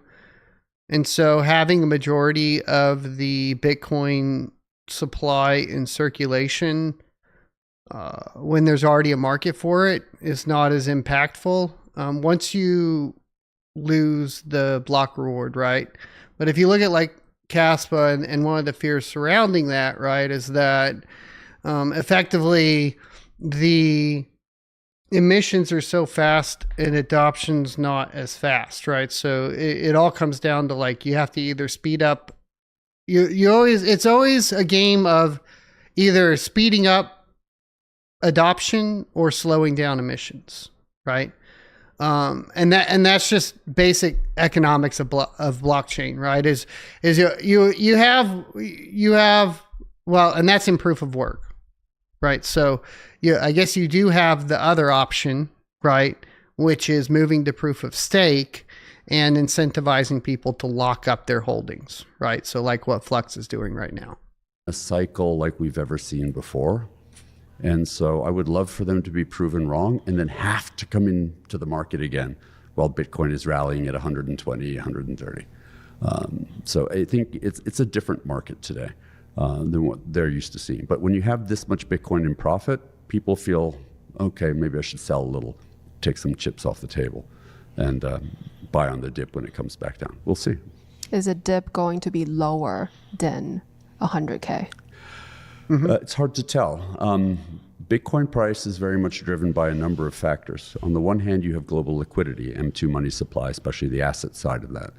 And if you have a lot of government spending going on, a lot of liquidity coming to the market, I mean, the China Central Bank, globally, every country is starting to issue more debt.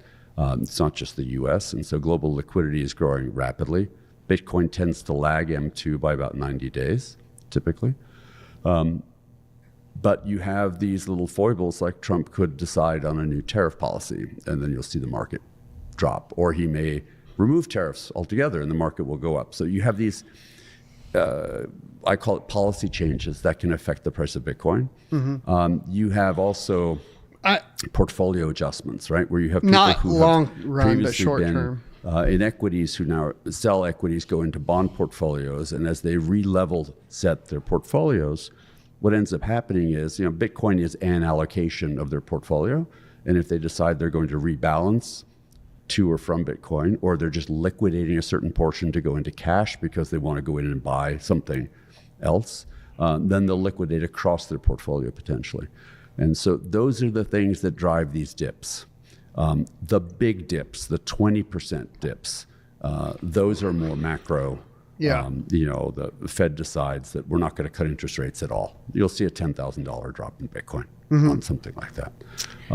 But that's so all very much short term. So when she asked, will it go back down below 100K? I think we still have the effects of the halving cycle to an extent. And I think we will see, I know this whole argument is like, we won't see that bear market, but I have to assume that we're still going to see a portion of that cycle because we saw a portion of it on the uptick, right? And I don't think we're far enough away from the previous cycle's all-time high to say that we don't go back down to like 60K or something. Unfortunately. But I think over time... not like... We still have like what, a year before that's even potentially beginning to happen though? There's just so much more demand than supply. And, as the number keeps edging its way up, you think about last year, we went through this period where we were kind of moving sideways for a long period of time. And then there was a dip and then boop, bounce up. And then now we were up at a new level, right? And think about it. July of last year, we were bouncing in the $50,000 range. And then all of a sudden it was 70, and then all of a sudden it was 90, right? And then we were at 100 just after election day. So I think we're going to see that type of volatility continue. But what's interesting is that you look at the volatility curve, and we're really starting to see a flattening on a logarithmic scale of the volatility curve of Bitcoin. And if you look at the power law and you look at some of these other methods people use for evaluating Bitcoin price, I think what you're going to see is that... Do you guys believe in the power law? The volatility in Bitcoin is starting to diminish. Don't know what that does to its attractiveness in the market anymore. I think it was good until now. I think it Bitcoin doesn't work anymore. The more like gold it starts behaving, and the more like gold it will become. In what sense?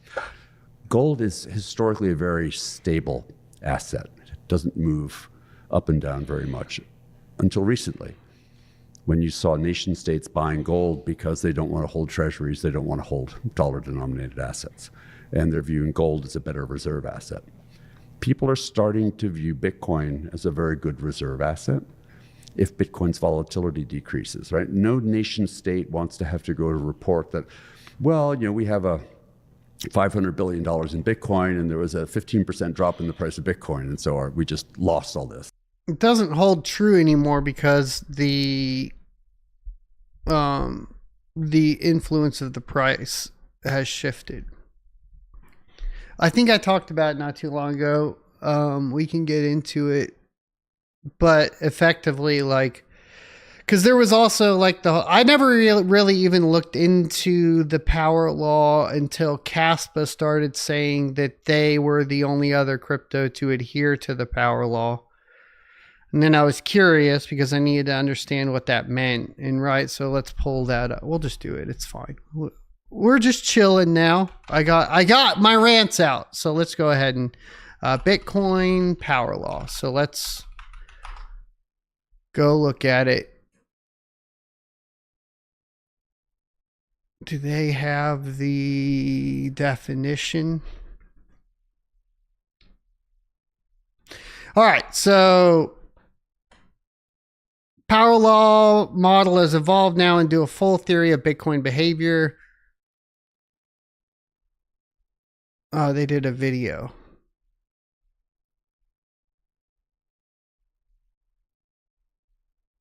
All right, here we go. Theory is a mathematical expression based on logic, physics, and mathematics of feedback loop below. Initially, Bitcoin needed to be accepted and adopted by the first users in the Satoshi circle. The value, now the price, can be checked 24/7 online, increased with the square of the users. The empirically measured value is more like 1.95, but we round all the following power numbers to their integer number for simplicity. This is a confirmation of the theoretical result called the Metcalfe law. law. The price increase brings in more resources, in particular mining power and capabilities. And this is the problem that I disagree.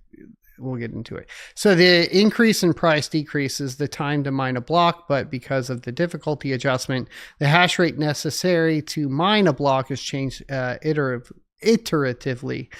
Because the mining is barely profitable, the compensation mechanism needs users to be proportional to the increase in price that is increased by the users. So the power law effectively is based off of the behavior of effectively saying that miners influence the price. So my primary counter to that is I think that miners no longer influence the price as much, as evidenced by the current cycle. And that is because the cost to mint a Bitcoin right now is so dangerously close to the price of Bitcoin that we're not seeing the revenue for Bitcoin miners that would indicate that that this process still has an influence on price, because a majority of the currency is in circulation, right? Once the majority of the currency is in circulation, we default back to traditional supply and demand economics. Right, a politician would lose their I think I summarized that good enough. job if there was a 15% drop in their reserve assets. But if you're sitting on $500 billion of gold and it moves 0.2%, nobody's going to worry about it. And I think as Bitcoin's volatility decreases. And the other argument that I have there is once we run out of block rewards, miners are dependent on fees. And because we have presented Bitcoin as a store of value, there will be no use of Bitcoin in the general public, therefore not generating any fees. And the influence of the power law diminishes completely. And it adopts more of a traditional commodity asset type curve. But that's a very long-term view. Potentially, yeah. But we're already starting to see it. Just, look at the logarithmic power law curve, and you'll see kind of it's starting to flatten. There's this narrative that retails believe miners have the power to control Bitcoin price, especially not anymore. Around halving, because if you don't sell your Bitcoin, then, the supply and demand, nobody's able to buy more. How do you comment to that? Is it true? No. If you go back to halvings, yes. Right? Because the amount of Bitcoin per block. My definition, so Tant says there is proof of stake without locking. And my definition of proof of stake is that it doesn't require locking. While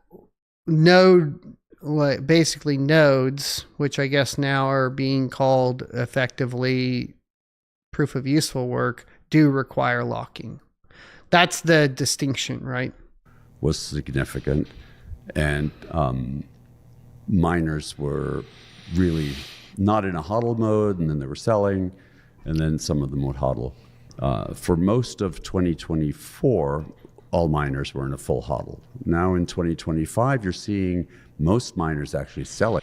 Wiley says, makes sense, though I can't fully understand. It's just hard for me to argue against it at this point, as to this point it's tracking closely. So for me, somewhat innocent till proven guilty. So yeah, so I've been doing this long enough to start to see the signs of it breaking away, right? To where what I'm saying is like currently power law is holding up, but it begins to diminish as the control of price moves into the hands of the public, because Bitcoin will then lose its intrinsic value, which is based off of the cost to mint, right? So we'll go back to this again. I talked about it at the beginning of the podcast, but Bitcoin's price has value based on the cost to mint or to generate a Bitcoin or BTC in a block. As the cost basis to mint a Bitcoin is diminished by the non-use of it, right, only paper use, you lose the intrinsic value of Bitcoin, which was energy in the past, or the energy used in the past to mint the Bitcoin, its value diminishes over time, right? Their Bitcoin. I realize there's only 450 new Bitcoin issued a day. You have not made money mining anything in the past 2 years, only if you had 5 cents a kilowatt hour. I don't think that's true. You made money mining Bitcoin, Caspa. You can even make money mining right now. And spec mining. So that's not a lot. We're still doing a full hodl. And many of our peers, though, are selling. But then you have Michael Saylor buying 900 Bitcoin a day. So, miners don't really, the amount of Bitcoin miners sell from new production daily has very little impact. It's a different story if a miner like ourselves, sitting on approaching 50,000 Bitcoin, if we decide to sell 20,000 Bitcoin, yeah, that would move the market, definitely. We have no intention of doing that. If you shift the cost from what the cost of the utility is to hydro or solar, you just shift it from expense to capital expenditure. That's where you shift the value of Bitcoin, right? But as you shift to the value of Bitcoin to capital expenditure, you diminish the power law too, right? Would you say then your stock should perform like a Bitcoin treasury company? It does, actually, which is a bad thing because we're a Bitcoin mining company and we're not getting value for the Bitcoin mining business. Our stock, up until very recently, let me rewind. has been traded. Actually, miners sell from new production daily. I'm reading chat and listening, so maybe I missed that. If a miner like ourselves, sitting on approaching 50,000. Should Where did she say it? perform like a Bitcoin treasury company? It does, actually. I don't know. I missed that Which is a question. bad I don't know thing where it because was. we're a Bitcoin mining company and we're not getting value for the Bitcoin mining business. Our stock, up until very recently. Well, the whole idea, right, Tyler, has been surrounding Bitcoin that it's a supply and demand issue. My argument is that the demand isn't there without use, right?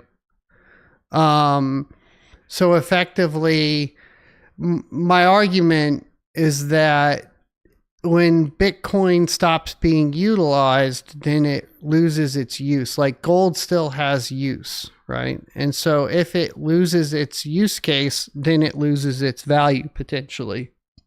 Now, will that happen? I don't know. But I do know that if we look at transactions on the network, they're extremely low right now. And especially for the time in the cycle we're at. Recently has been trading a little over 1 times NAV of our Bitcoin holdings, which means that our mining business is not getting any credit. We're now starting to see a shift in that. For example, it's starting. Was it here? There's this narrative that retails believe miners have the power to control It was like Bitcoin after price, this, right? especially around halving, because if you don't sell your Bitcoin, then, the supply and demand, nobody's able to buy more. How do you comment to that? Is it true? Yeah, No, we already talked about this. If you go back 2 halvings, yes, right? Because the amount of Bitcoin per block was significant, and miners were really not in a hodl mode, and then they were selling, and then some of them would hodl. For most of 2024, all miners were in a full hodl. Now in 2025, you're seeing most miners actually selling their Bitcoin. Now realize there's only 450 new Bitcoin issued a day. So that's not a lot. We're still doing a full hodl. And many of our peers, though, are selling. But then you have Michael Saylor buying 900 Bitcoin a day. So yeah, we already miners heard this don't part. really Never mind. I know what you're talking about. A little bit how strategy is going about raising capital today. I was thinking you were asking the question, which is, if everybody owned, at the end of the day, let's say there's no block rewards being mined, nobody using the network and nobody's selling, because nobody's selling, the price of Bitcoin has no basis then. They're issuing preferred instruments that have dividend payments on them. You saw the Trump family convert that they issued today is fully secured. It's not an unsecured convert. And so that's secured by the family assets, the real estate assets. So, well, with any asset class, so the weekly rant says, I think the market is about to crash. Personally, it's unsustainable and people only want to cash out. And that's due to the failing economy, right? The fact is, and I've said this so many times before, but revenue matters over price, because the fact of the matter is you can't hold on to something when you need it, right? So you can't hold on to your one Bitcoin when, grandma's in the hospital and you got to find her a nursing home, or dad's, sick and on disability, or the price of milk goes to $4 a gallon. Like, it's not viable. So and what we're witnessing at the end of the day is the price suppression this cycle from Bitcoin is heavily due to the fact that the economic well-being of people that are holding it is not good. And all that does is further prove my theory that the miners don't have influence over the price anymore. I think the market is starting to price in more risk into these deals, and it's getting harder. And the challenge is that if you have large dividend payments, large demands on liquidity, you can only continue, if you would, by selling equity in the company or finding some other way of funding those dividends. What do you think caused the price suppression of Mara stock, as well as some other miners year to date relative to Bitcoin? I think that's very driven by the AI story, or the lack of an AI story around certain miner stocks. If you look at miners like Cypher, for example, they had very positive swing in the beginning where there was a lot of optimism about their ability to get an AI customer. They haven't been able to find an AI customer, and so then the stock started dipping down.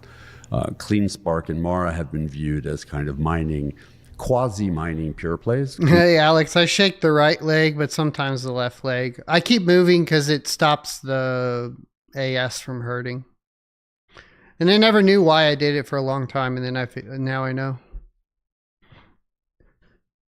I move a lot, though, yeah. CleanSpark, yes. Mara, less so, because we also have a technology business. We also are beginning. Kielbasa says, I mine and sell 4,999 crypto a month and use it to pay a $5,000 electric bill at 10 cents a kilowatt hour. I mean, I'm with you, dude. That's the whole thing, too, is like it comes to a point of not being viable after a certain extent. And you can't compete at the scale, right? So one of the things that, Bitcoin or crypto in general kind of promised to do was to level the playing field. And while it did for a little bit, it turned out to be like any other industry, where once big industry and economies of scale come into play, nobody can compete. And the money still, all the Bitcoin filters to the top 1%, right? Because you just don't have the capability to invest at the scale to drive your cost to a competitive level. To work with inference at the edge. Our model, unlike many of the other miners, is we don't want to be an AI hosting company. We don't want to build powered shells. That's a good price, Ozzy. Provide GPU as a service. Eventually, it won't be low enough, space. right? We're very focused on providing. I mean, that's kind of like the problem at the edge right now as a fully managed service, and I think that's the area where the margins and the long-term revenue streams are much more attractive. It's a lot more like Bitcoin mining in some ways, but it also is, you're not dependent on a single or multiple hosting customers to really drive your revenues. And it's a lot less risk from our perspective. A year ago in one of the interviews, you said Mara is a capital allocator. What does that mean? Well, think of our name, Mara Holdings. I have a background, other than being an entrepreneur, in private equity, and it really comes down to how you allocate capital. And so when we look at what we're going to invest in, we're constantly weighing, should I spend $500 million in building a new mining site, or should I spend $500 million buying Bitcoin? Last year, we spent a little over $2 billion buying Bitcoin. Why? Well, because the middle of last year, we felt Bitcoin price was going to move very rapidly upwards. And if you look at the investment horizon of building a Bitcoin mining site, it takes you about 12 months. I always find it like interesting too when people are like, and then we bought a lot of Bitcoin and then price went up. But to a certain extent, it's another thing of like economies of scale. Like if you're buying at that scale, isn't that just a self-fulfilling prophecy at the end of the day?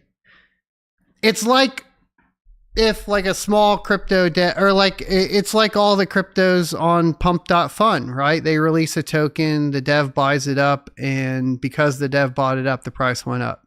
It's just a self-fulfilling prophecy. It's not like a smart play or realization or anything like that, or it's not like the capability of them to invest and influence price compared to your ability to invest and influence price are completely different, right? And so when you listen to extremely, and I've found this too, because I've fallen for it a lot, like when you listen to extremely wealthy or successful people and their advice, you have to take into account the fact that their position came at a different time. And their success came in a different form, and that their perception of that will be that that's always the correct way to do it, when in fact it may not be, right? And that's when you get disruption. So then you have to have, like, we're at the point now where to get into Bitcoin mining, you would have to be extremely disruptive. Right. And I think like the disruption is going to effectively be, unfortunately, it's not going to be, I don't think it'll be like new people or middle income people or anything like that.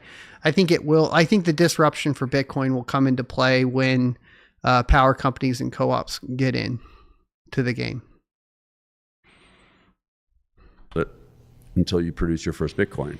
And then it's going to take power you generators, 18, I should say, 24 actually, months to pay back that capital. Co-ops and companies still have to buy from generators. If so you expect Bitcoin price power to generators move more rapidly in the short term, you're better off spending the money just buying Bitcoin, accreting the value in the upswing of that, and then either leveraging that Bitcoin, borrowing against it, or generating yield off it, and then using that funds for other things. And so we're constantly evaluating how we're investing.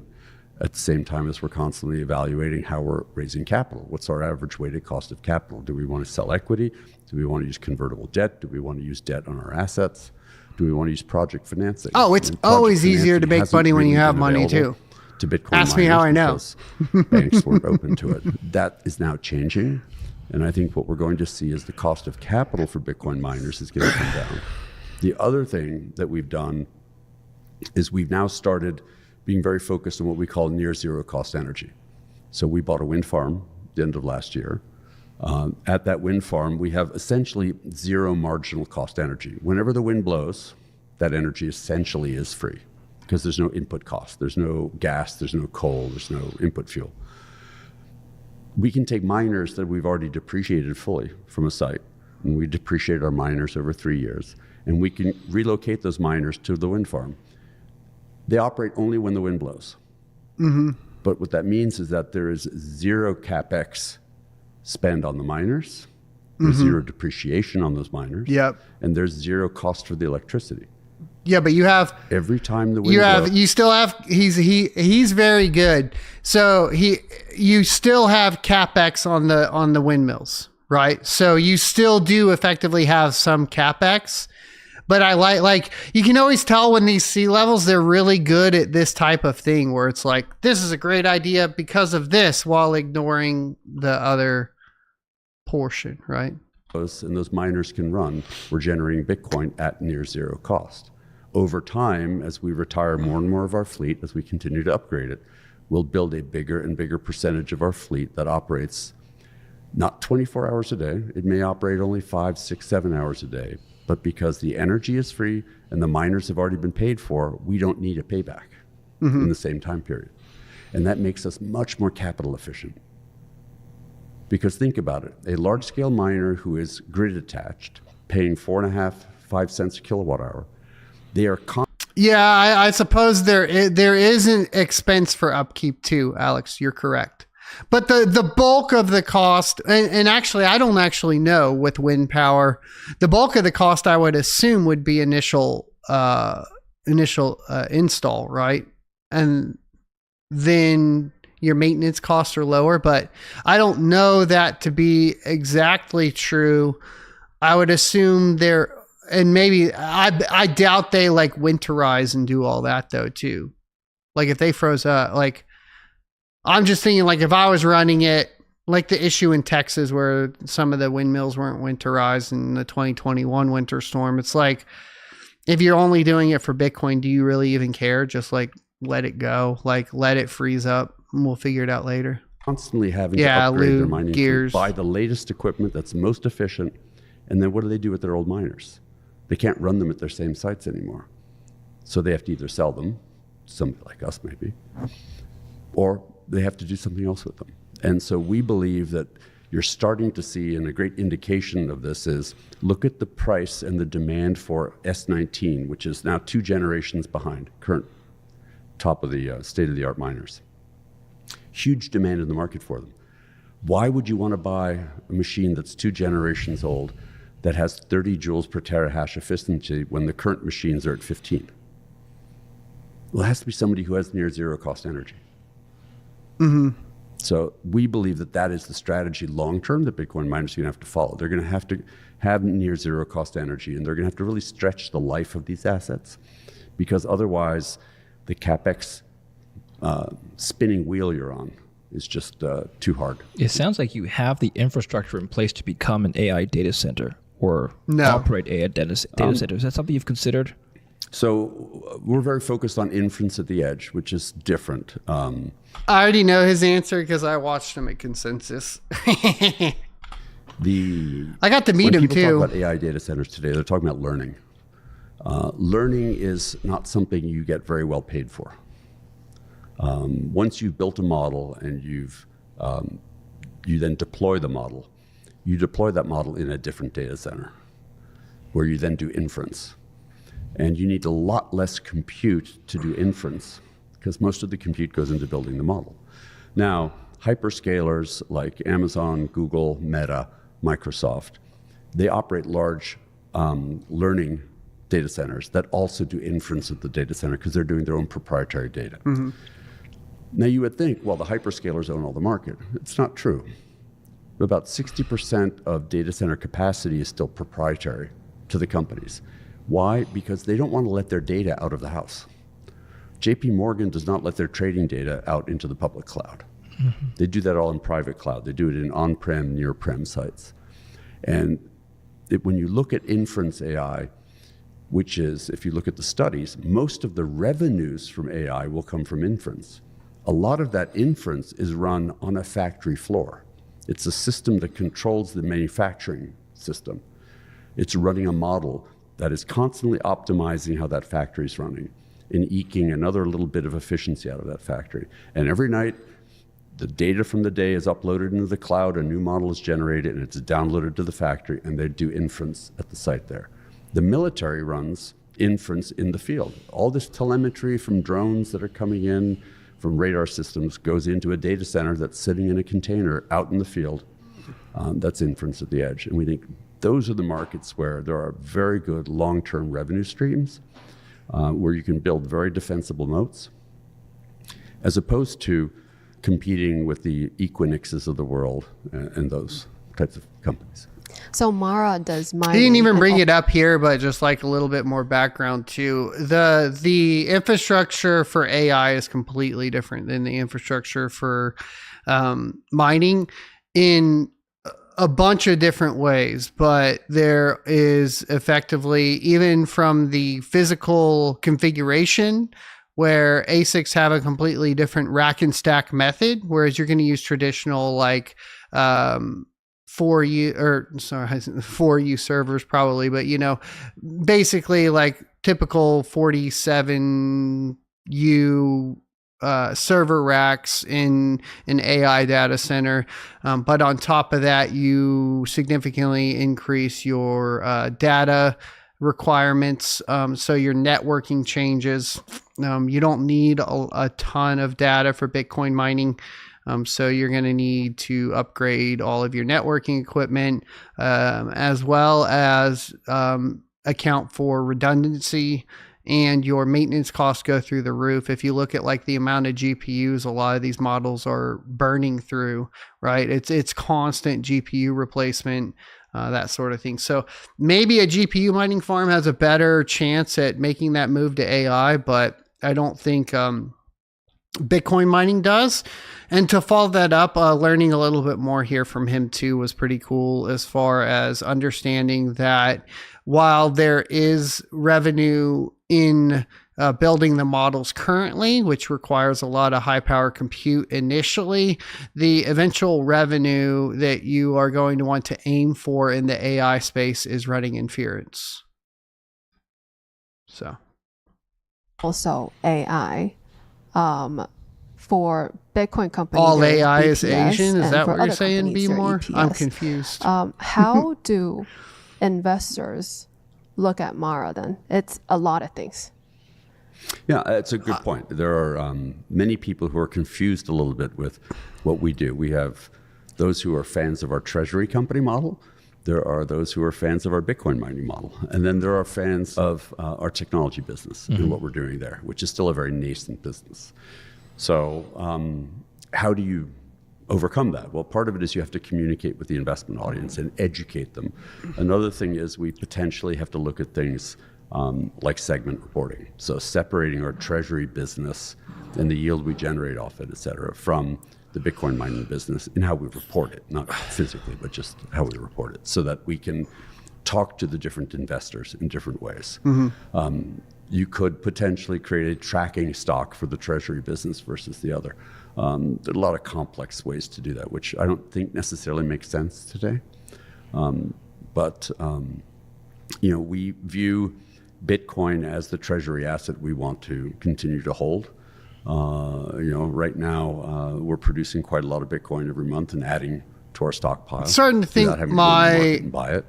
But if market conditions change and there's a very attractive opportunity, earlier to theory buy, on the Trojan horse, to go in and buy and take advantage of that. And your cash true. flow comes from the technology company. That is the long-term goal. Today, that's not enough. And so cash flow comes from the capital that we raise through issuing equity. I see. Do you think it makes sense to have a Like, national Bitcoin? honest question. Do you think that this is the direction in which the original white paper meant for Bitcoin to go, which is this hold it all as an asset path? Bitcoin miner run by the government, now that we have a Bitcoin strategic reserve? If I were a government and I have a mandate, an executive order now to collect Bitcoin in a strategic reserve and perhaps even acquire some in the future, would it not make sense and just be cheaper to mine my own? Great question. So 4 years ago at Mining Disrupt, I gave a presentation that mining companies would either become partners with energy companies or would be owned by energy companies, because Bitcoin miners don't produce energy. And therefore, they're always going to be paying somebody for that energy. I think we are within 2 years of a time where energy companies truly, on a global scale, become partners with Bitcoin miners. This is electrical energy companies. Because there is so much imbalance in the grids today. Look at what happened in Spain recently. There's so much renewable energy that is unprofitable. People have overbuilt renewable energy, especially in places like Europe, that there is a now growing acceptance for Bitcoin mining as a load balancing strategy for grids, similar to what you see in Texas. In Texas, it's not profitable today to build a peaker plant. It's not profitable today to build battery storage, because Bitcoin miners do such a good job at balancing the grid that you can't do arbitrage on grid energy in the same way. And so I think what you're going to see is the revenue neutral way for the I don't government know. to generate. I mean, the power co-op I work for doesn't do Bitcoin. They do battery storage. But we do decentralized battery storage. We do incentives on customer bills to install batteries and then give us access to it. And so we have ways to work around like the capital expenditures for that and such. And when looking at Bitcoin, most power companies and co-ops are still not really adopting that. Now, on the energy generation side, they are. Bitcoin for the Bitcoin Strategic Reserve. But even could not be as to much. Use government energy assets, partner with Bitcoin miners and say, I will give you the energy for free. Let's split the Bitcoin. So it's not a national Bitcoin miner company. You'll just be it's partnering essentially with utilities. Public-private partnership. Not dissimilar to how the government does government lands and oil exploration. That's interesting. Just on that note, Well, in that case, if that happens, then you know what they're going to do. They're going to give the incentives to the power generators themselves. That's what will happen. There won't be like a private Bitcoin mining company outside of consulting and like infrastructure stand up.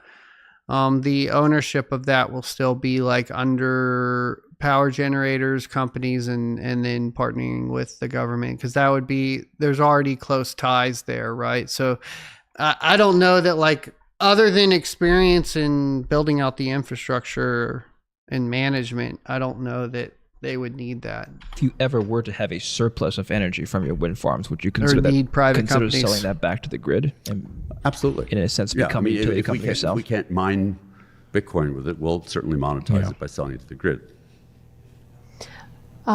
You started with being a miner and then you pivot into the technology. Why? I've been in the technology industry for 40 years. I have touched everything from super mini computers, PCs, semiconductors, internet, data comms, video games, digital ad tech, et cetera, et cetera, et cetera. I've invested in technology as both a VC and a private equity firm. And Bitcoin mining is an operational efficiency business. When we started mining Bitcoin back in 2017, we were an asset-light miner. We bought miners, rented hosting capacity, plugged in miners, and ran them. And we used that strategy because it was the most capital-efficient way of doing business. It allowed us to grow to be the biggest in the world. And at the end of 2023, we then started buying all of our hosting partners. And we ended up buying 65. Yeah, I think, Alex, what will happen is they will, like, I think eventually, like, Bitcoin, like, it'll probably be containers, something easy to deploy and energize, right? Because they already got the switching, and all you got to do is throw the power over to it in the transformer. And I think you'll see basically, I think there'll be money in building the containers, building the miners, that sort of thing, and then deploying the miners. Like I envision probably like a company that does all that together for, power generators. And the power generators typically already have the real estate obviously next to their generation. So they drop that. That will give them the advantage of not only being able to balance load, but also to suck up any lost energy in that first mile kind of energy loss section, right? So not dissimilar from what they do on natural gas. There is energy loss as well. So the closer to the generation, the more efficient you can make your generation. 5% of our hosting partners at less than it would have cost us to build the sites. And then in the end of 2024, we started buying energy assets and we started mining Bitcoin off of flare gas and oil fields. So we've become more and more of a vertically integrated on the operations side. back in 2021. And for the vertically integrated just means like from production to sales, you control all of that, right?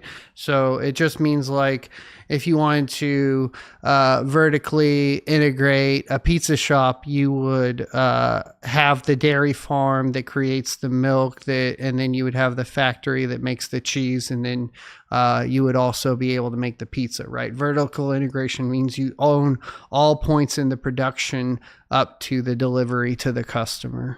Realized that we were too dependent, or let me back up for a second. There are 3 constraints in the Bitcoin mining business. We call them the 3 C's: capital, compute, and capacity. Capital is easy, right? Compute is rigs, and capacity is power and a place to put the miners. In 2021, the big constraint was compute. Bitmain had a strangle lock on the market, right? They were offering miners at $75. I don't think that miners are going to make enough money for that to be more incentivized than balancing the load, Alex. So your assumption is that the price of Bitcoin, becomes parabolic and makes mining profitable like it has been in the previous cycles. I would say that is a lot less likely the case once again, because the shift into the current state of holding it and most of it being in circulation and the lack of use of it means that the mining doesn't become profitable. And so it purely becomes a load balancing technology. Per terahash. Realize today miners that are much more powerful are selling at $17, $18 a terahash. And it hasn't gotten any cheaper to make them. And so we believe that at that point, we needed to become technologically vertically integrated. And so we co-founded a company called Auradine, which is located in Silicon Valley, which today is the only US manufacturer of Bitcoin mining ASICs and has some of the most amazing technology available. And they are now selling Bitcoin miners, but not only miners, they are also selling chips to people who want to build their own miners. And so now today, Mara is becoming a miner manufacturer. We are building our own miners. Why? Because we can build miners specific to our needs and with certain performance characteristics that Bitmain and the others can't do. Why? Because they're not willing to. We were at one point Bitmain's largest customer in the world. We've bought very few miners from them recently. So we're very focused on building Auradine as a way to have a technological edge. Part of that's also because they're buying used, right? Like that's what they're talking about. He's like, we're buying up S19s, which I guess is the explanation for the S19 price being stable currently, and deploying them at wind farms, right? So I don't think it's purely that they're building their own miners, just to be clear. I think they're buying used a lot too. We build our own liquid immersion technology. Why? Because we are of such scale today that we know exactly what we want and need. And why should I pay somebody else a margin for something that I can do myself? And so today we have some very leading edge. It just goes completely opposite of the original white paper for Bitcoin. It's just more and more centralized in every aspect to capitalize on the profit, right?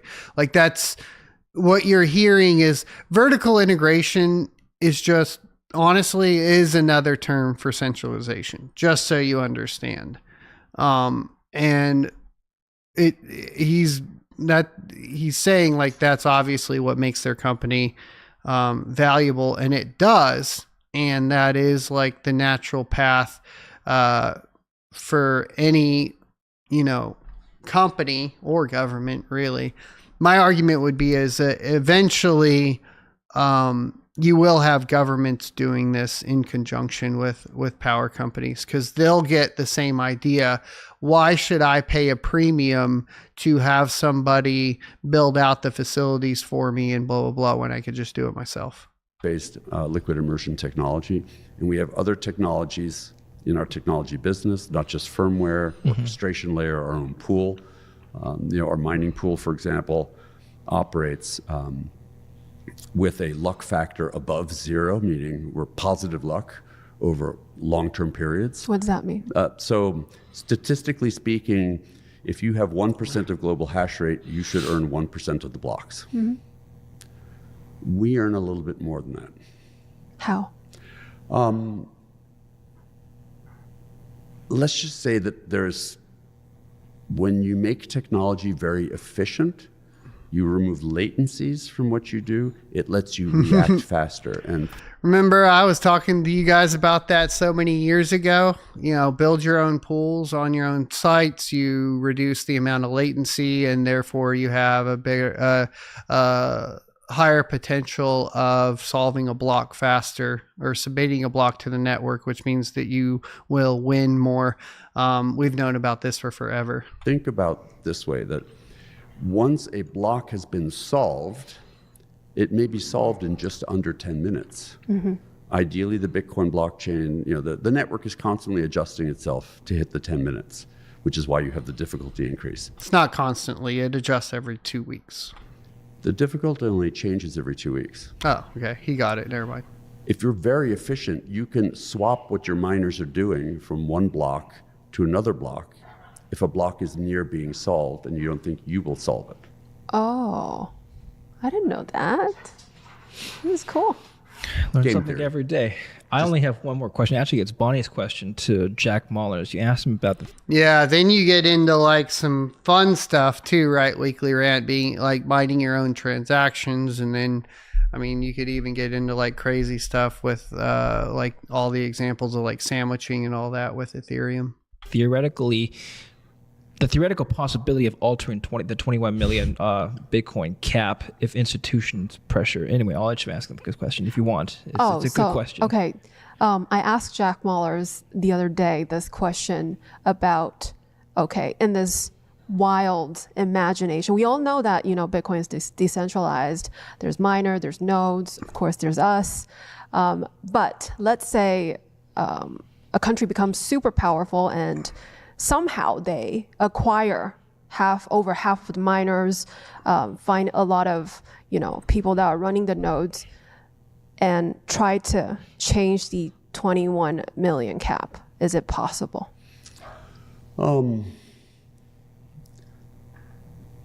It's not feasible. Is it possible? China at one point controlled over 80% of global hash rate. At the time of the ban, I think it was 71%. The US today is about 40% of global hash rate. It would have to be a government or a group of allies who could exert enough control through regulatory means on miners. In other words, either go with us or you're out of business or something similar. The challenge is the validators, right? There are 1 million plus validators out there who are all very libertarian and independent in their thinking. And, it's easy to set up a validation. You see OpenAI's new data center, Phantom? It's not a whole Bitcoin mining center. It's a powerful enough PC with enough memory and hard drive, and you're up and running. It took so long just to get Taproot approved. You already had the block size wars, where 90+% of the miners were in agreement, and you still couldn't get it passed. So is it feasible? I think it's very difficult to have that happen. And I think the value of Bitcoin would drop so precipitously if it wasn't for the fact that it's a finite amount. If all of a sudden you said they're going to now be 210 million Bitcoin price would drop by a factor of 10 possibly. Yeah, and I still cannot think of any reasons why anybody would do that, but that's just curiosity. Well, sometimes you have to ask the orthogonal questions to spur thinking. So it's a good question. The philosophers of our time are all Bitcoiners. I told Bonnie the other day. Fred, certainly lots of philosophy. Cool. I'll link this video for you guys if you want to check it out. I think I didn't really learn anything other than on the AI side. I want to look into that more. I think generating revenue off the inference is an interesting idea, and I think he's correct. I think eventually all the compute we need for AI goes away after all the models are done, right? Is that how I understand that? Something like that. There's this one. I'm going to take a break real quick. I'll be right back. Oh.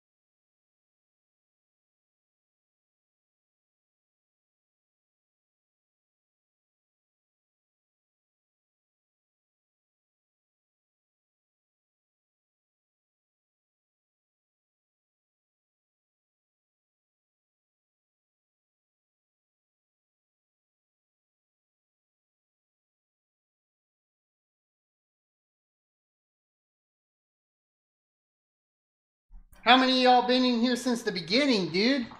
What are we on, like 2.5 hours of streaming? I'm catching y'all up on everything, huh? I'm catching up. I'm so far behind these days.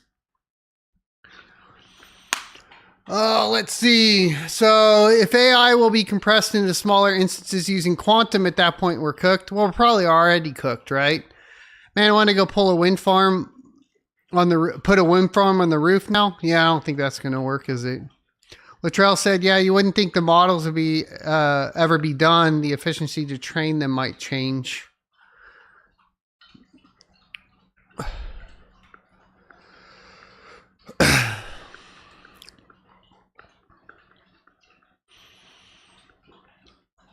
All right, let's get into it. Scott, thank you, sir.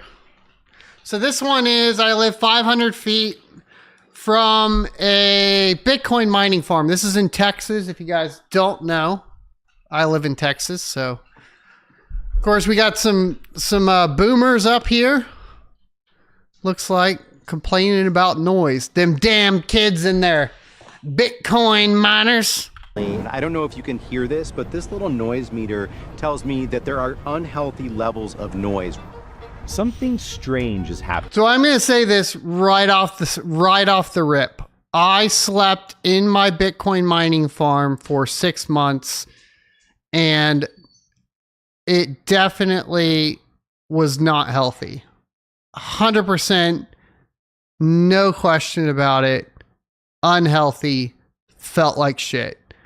100%. Okay. So there's this problem in which I do agree that unhealthy noise levels can make you not feel good and drive you insane, right? In this small town 70 miles outside of Dallas, Texas, an invisible force is creeping through the community, ruining residents' lives. They just moved in on top of us. I have a constant headache right in the back of my head or either over my eyes. I've been in the hospital 2 or 3 times. What's up, Max? Good to see you. Every family here is sick. Somebody has to die to get somebody's attention. I see the impact on their lives. There's just nothing I can do. The cause is just a few hundred feet from the house owned by the Brownings, a massive Bitcoin mine. I'm in Granbury, Texas, the site of a Bitcoin mining facility operated by Marathon Digital Holdings. Hundreds of metal boxes contain tens of thousands of computers running 24 hours a day, consuming around 300 megawatts of electricity needed to mine for Bitcoin, the world's largest cryptocurrency. That's comparable to that of a city the size of Austin, with nearly 500,000 households. Bitcoin mines like this are part of an industry projected to reach $2.25 billion in size in 2025. And much of the... I think they reduce size. No, I guess not now. Not right now. I think eventually they start reducing size, though. Industry is located here in Texas, where cheap energy, lax rules and regulations, and politicians at the state and federal level who are all in on crypto. Unleash crypto. Come to Texas. Texas is the oasis. Texas Governor Greg Abbott appears to be pushing for our state to become more involved with cryptocurrency, saying, quote, Texas is already the home of crypto mining. This session, Texas should become the crypto capital, end quote. We're promoting it. We are advancing Hell yeah. it. Texas crypto capital of the world. Let's go. We want to create a framework that will allow all of that to excel here. We came to Texas to find out what happens when a state becomes the center of the Bitcoin universe. Who's winning and who's losing? What's the true cost of cryptocurrency and who should be paying for it?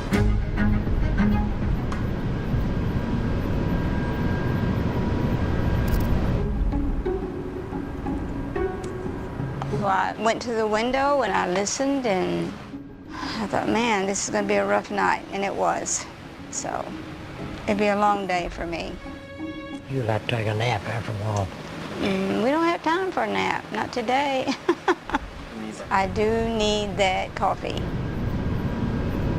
It is like when you're like living around it, I will, because obviously it was also in my house too before we moved out there. So, but it was much louder when I was living in the actual facility. But even in the house, like it is like this crazy, you almost feel like high when the miners turn off.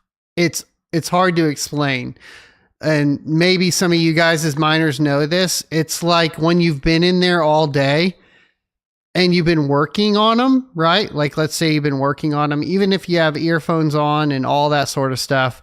And then you step out and it stops, like the noise goes away or the machine's all shut off at once. It's like this, it's almost like a weight's lifted off of you. It's crazy, dude. Virginia Browning have called Granbury home for 35 years. They're now in their 80s and hope to be enjoying their golden years in this rural community an hour and a half southwest of Dallas. When we first moved out here, it was real quiet still. We had all kind of animals out here, and we loved it out here. But 3 years ago, Bitcoin mining started to disrupt their peace, and they say it's been hell ever since. This is maddening. This is maddening to me, and I just want to scream at somebody. Now I have to worry about vertigo. I also have to worry about my brain not working right. It never goes away. Headaches never go away. There you go. That's the explanation. Tell all those guys calling me mentally ill there. It was because of all the miners, bro. I knew it was something. Wait. Just in brain Texas, doesn't the work legal right limit no for more. Noise is 85 decibels. Researchers have found that prolonged exposure can impact hearing and cardiovascular health, increase blood pressure and heart rate. I have that. Other potential risks include headaches, that went back dizziness, down though. and psychological effects. 85 decibels is considered industrial noise inside of a plant. That would mean that you would have to wear hearing protection all the time at your home. Many of their neighbors have been Tell them affected to take too. their hearing The aids Brownings out. told us to go see their neighbor, Tom Weeks, who lives just down the road from them. So we did. Last year, July 2nd, I had a pulmonary embolism and almost died. This is a video that I took one morning. I woke up, I was awakened by the sound. Wow. That's our bedroom at, 2 o'clock in the morning. The idea that these billion-dollar companies that are profiting. You know what's creepy, guys? You guys remember, like, I had a pulmonary embolism in 2020? Like, not even kidding. And we were mining in the house. And I did for a while have high blood pressure problems. Sometimes I wonder, I'm not going to lie, sometimes I wonder. Off of the backs of poor working people. Yes. Is that? It's disgusting. It's cowardly. It's disgusting. There's a certain amount of cruelty to that. It's a different type of noise pollution. It's not like truck traffic or anything like this. It's a special noise. It's a low frequency noise that is coming from. My question is like, so we just watched Marathon, the CEO, and he was talking about liquid cooling or immersion cooling. It can't, since they have that money, that's a Marathon Digital farm.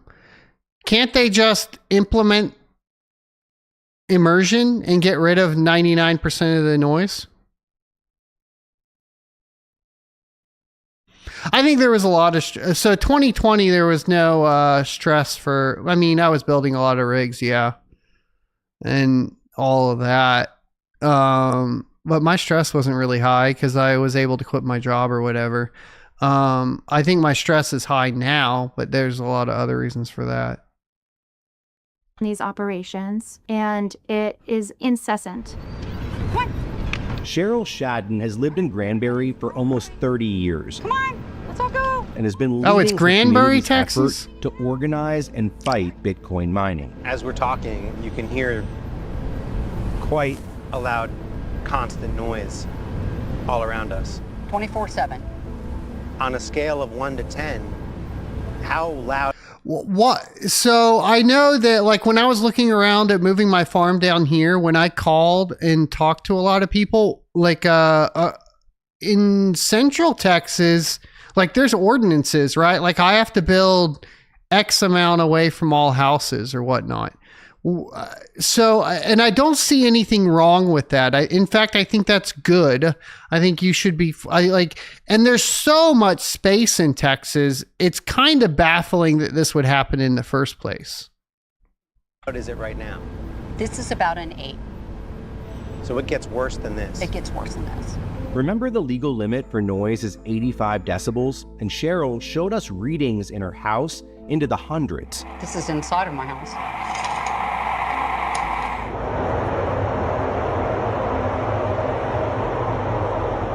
She and her neighbors who have serious health conditions say they and their doctors believe it's tied to the Bitcoin operation. 2 of my horses are... They're unincorporated, so there are only state restrictions, which is 85 decibels.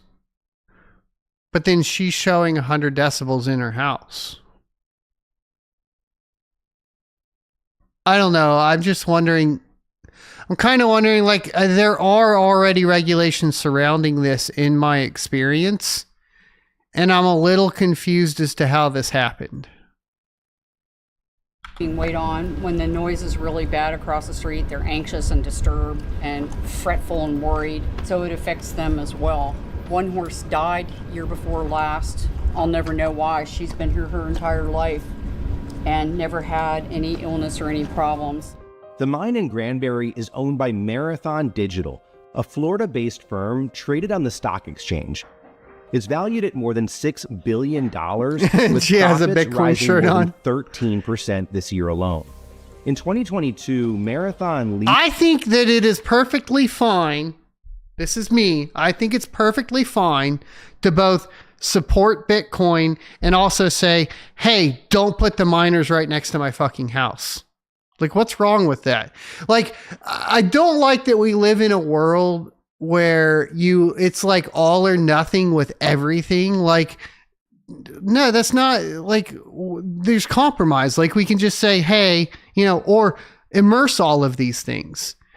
But like if I say, hey, I think they have some points that this noise level is unhealthy, it's like, oh, so you don't support Bitcoin? That's not what anyone's saying, right? And that's a little frustrating. Space for their and maybe she's just smart enough to separate the two. Bitcoin mine from Constellation Energy, which operates a gas and steam-fired power plant called Wolf Hollow 2 on It doesn't look like a Bitcoin shirt, by the way. It looks like a money site. shirt.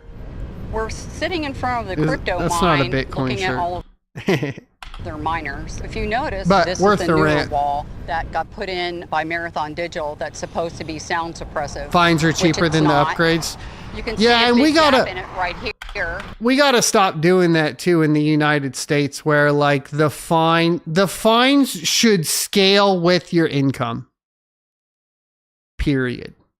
Like, and that's true for speeding tickets and everything else. Because just because you have enough money to drive your Maserati at 200 miles an hour and afford a ticket doesn't mean that you should do it. It should scale with your fucking income. Like, you shouldn't just get away with things because the fine is lower than your income. That's stupid. It doesn't work. And I'm sure there'll be like a whole bunch of people calling me communist for that point of view, but I don't care. Not gonna shy away from like what's right because of that. Where there's power lines that run through, so it's not a continuous wall, and it certainly doesn't keep the noise in. But let's back up for a second. What the hell is Bitcoin mining anyway? Regular currency like the US dollar relies on a centralized bank which controls about 187. I'm sorry, guys. I have heard what is Bitcoin mining for so long now. I don't care. In litigation against Bitcoin mining operations. Okay, here we go. Earth Justice is one of the least regulated states. God, don't call yourself Earth Justice. Okay, maybe I'm okay with using good PR terms and changing it. So earlier I'm like, it's just using PR terms to cover up that it's masternodes. Yes, that's annoying and scummy, but like also, if you want to be taken seriously, don't name yourself Earth Justice. Like, come on. In terms of environmental protections or energy protections for communities. That's Mandy DeRoche, an attorney with Earth Justice, a legal nonprofit that's representing the residents of Granbury and other communities around the country. I want to make an Earth Justice shirt now, and then just put a ASIC miner on it with like a no, Earth Justice. In litigation against Bitcoin mining operations. This weekend. Bitcoin mining has other harms too. Driving up energy costs for consumers, impacting communities' water Hey, crypto, supply, what's up, man? and pouring so Crypto much Pounder. crypto money into What a politics name. that residents feel like no one is looking out for their interests. To explore all this, we traveled across the state to meet with people who are experiencing the impacts firsthand. First, there's the energy costs. Texas is projected to experience a surge in energy demand, potentially doubling by 2030. Driven largely by crypto mining and data center technologies. They're just okay. You can't. It's AI. All right. So we've been looking at this at work because now everybody knows I do work for a power co-op, and I have been hearing people talk about this. It is true, but it's not from like the Bitcoin mining side of things. Most of that's done. Like there's not as like. Compared to the amount of power coming in for like the OpenAI plant in Abilene, right? Like OpenAI in and of itself is going to be a bulk majority of that. huge industrial complexes, because as you've needed more and more powerful machines, you've needed more capital, you've needed more land. you've needed more access to Force, energy, and or only just call it really ear- well-capitalized corporations can do that. Protect our ears. $100 million that a company extracts from the energy market is paid by me and all the other Texans. This is an earnings report that was filed with the IRS. And what this tells us is that this... Isn't it so crazy that like we still allow Enron to exist at all?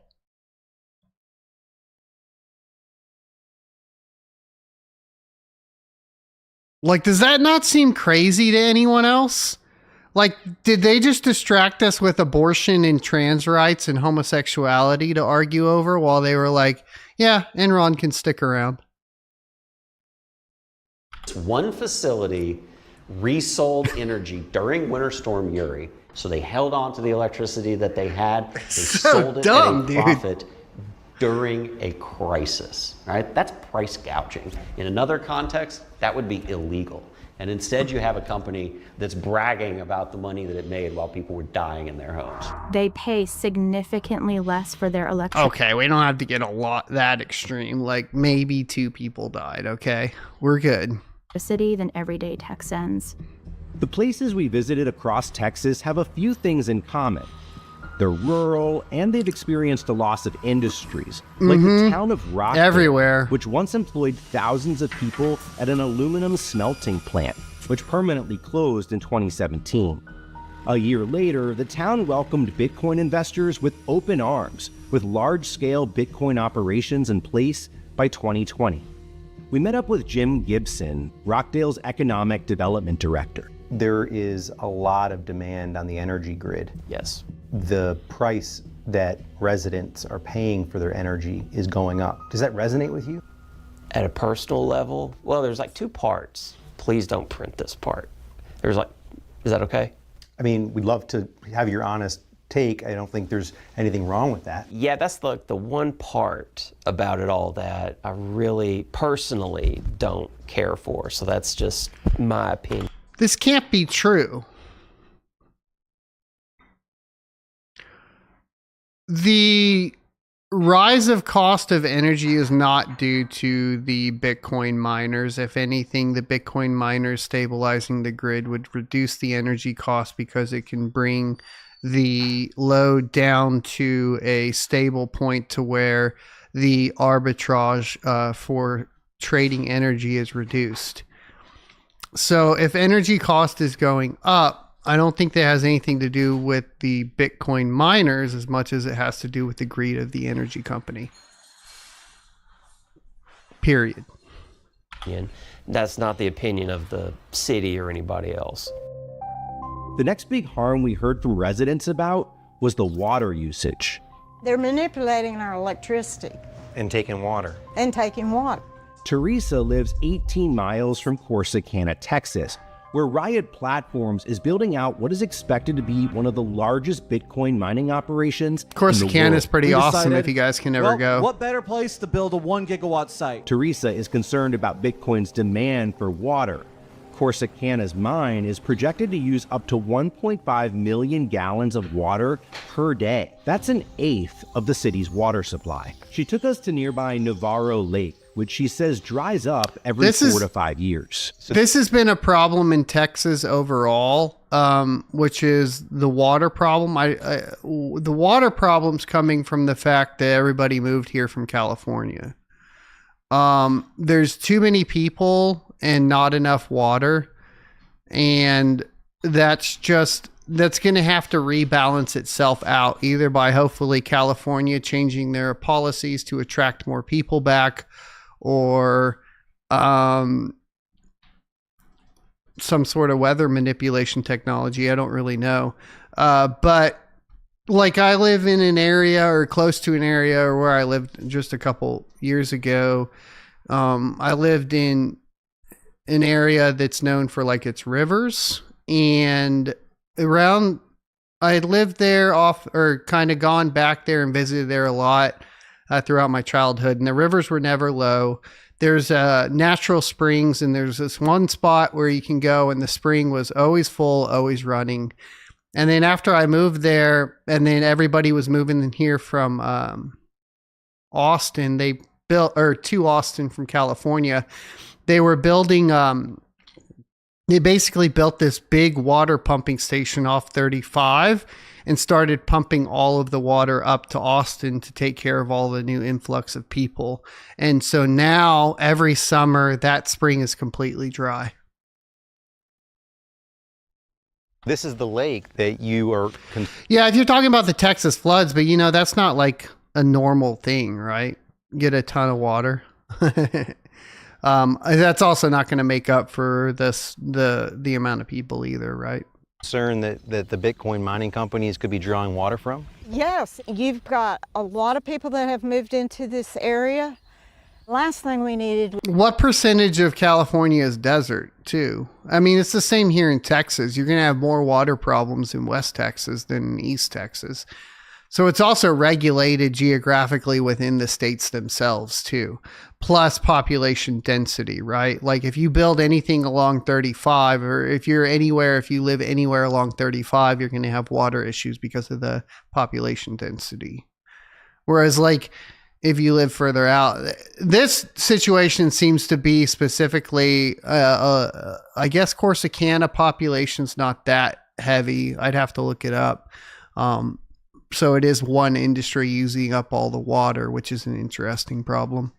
There's more pressure on this lake. I know I can survive without electricity. I do know that. I can't survive without water. Our politicians keep going with the corporations, even knowing that that's they're true. Not being... Regardless, that is true. That is true. There are spots where Riot and Marathon built that I was not allowed to be in, just like a year before, right? And so they won't support the local guy trying to build the same industry, but they'll support an outside investor that has a ton of money. I really, I'm super bitter about all that.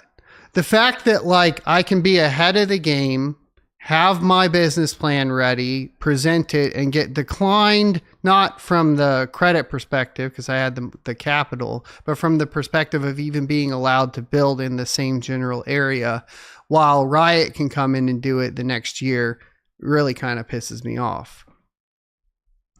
Honest. They don't care about us. They want that money. These ginormous conglomerate corporations are having real impacts. They consume vast quantities of water, especially in Texas. Not far from Teresa, we met Don Horn, a disabled Navy veteran who lives less than 10... I get it though. Money talks, and capitalism's great. Yay, free market, where you can only participate if you're rich. Sweet. I love how free the market is. 10 minutes drive from the Riot mine in Corsicana. The water, it does not smell good. It smells like chlorine now. I've replaced a washing machine and a water heater in the past year. It's not good for me because I have to pay higher electric bills and higher water bills, and I'm on a fixed income as a disabled veteran. It's not good for anyone who lives on a fixed income because it's increasing the price for, all of our power and all of our water and everything. We reached out to the companies asking for an interview and tour of their facilities, but they declined. Our clients in Granbury, they've got a tremendous amount of noise pollution that is harming their health. To be fair, they did release a lot of the restrictions so to my previous complaint, it was a timing thing as well, where they relieved a lot of the restrictions as it pertained to data centers and crypto mining. I think like the next election cycle or whatever, when they started doing that when Ted Cruz and Governor Abbott started kind of adopting Bitcoin. That is impacting their livelihoods. They can't sleep. There's increased fossil fuel generation in their community. There's air pollution, there's water pollution. So it's really the impacted community. Is there air pollution from any mining? I don't think so. I guess unless you're saying that if all the increased energy consumption's coming from coal, yeah. But is that the case there? I don't know. I'd have to look it up. That bear the brunt of this industry with really none of the benefits. These high costs that consumers are paying made us wonder, who's benefiting from Bitcoin mining operations other than the companies themselves? I think it's important to remember that a Bitcoin mine is generating a virtual product. Nobody's seeing any actual tangible product. There's nothing coming out of that facility. Adrian Shelley is the director of Public Citizens Texas office, a consumer advocacy public interest organization. Advocates of Bitcoin mining will say it's good for communities, it's good for jobs, it stabilizes the electricity grid, it can promote a greener energy economy. It seems like two different narratives. Where's the truth? Yeah, it's fantasy. They're overselling their product. No, see, here's the problem. Is he's saying everything they're saying is a lie and everything he's saying is true. And this is you want to know the entire problem with the world right now is that no one could admit when there is a singular point from an opposing side that's true. And therefore, we can never come to a general compromise. I'll go back to what I said in the beginning. I will say that I think that having these large air-powered or air-cooled crypto miners close to population zones is unhealthy, and I think we should come up with some regulation to move it away. But the problem is when I go and I say that to the other side, their stance is no crypto mining at all, and my stance is that. So then they just buckle me, put me in with the other opposing side and won't hear out any solutions. And that is the problem with everything in the United States right now. It's like we can't come to a compromise because people refuse to admit the good points of the other side that they could get together with and create a compromise out of. It's so frustrating. Like immediately this guy says they're all lies. That's not true. Bitcoin mining is great for stabilizing the power grid. That is a fact. So let's try to figure out how can we do that, but also, protect the health of our citizens in the, population centers. It's just frustrating, man. Product. I think some of them have bought into the hype. Some of them are intentionally misrepresenting what's going on. All of this makes it even more damning that the politicians representing the residents we spoke to are all in on Bitcoin, which brings us to the crypto money in politics. Texas Senator Ted Cruz received a $350,000 donation from Bitcoin Freedom PAC in 2024. God, I gotta be careful. I'm not liberal, but I can't stand Ted Cruz. That dude takes so much money from so many people to do what they want and doesn't listen to the people, his constituents. And everyone in Texas knows it. And I still don't know how that guy's elected. I don't. It's frustrating. Other than he's just had shitty opposition. Or in a tight re-election race against Democratic challenger Colin Allred. The same year, Cruz announced he was getting into the Bitcoin business himself, announcing on X he bought his own miners and started running them in Iran, Texas. Cruz was commended by Marathon Digital's CEO and welcomed to the club. The Texas governor recently signed a bill. So I just signed a law creating a master plan. I mean, I'm going to go back to my disappointment with cryptocurrency in general, but how is any of this different than how we're currently structured economically?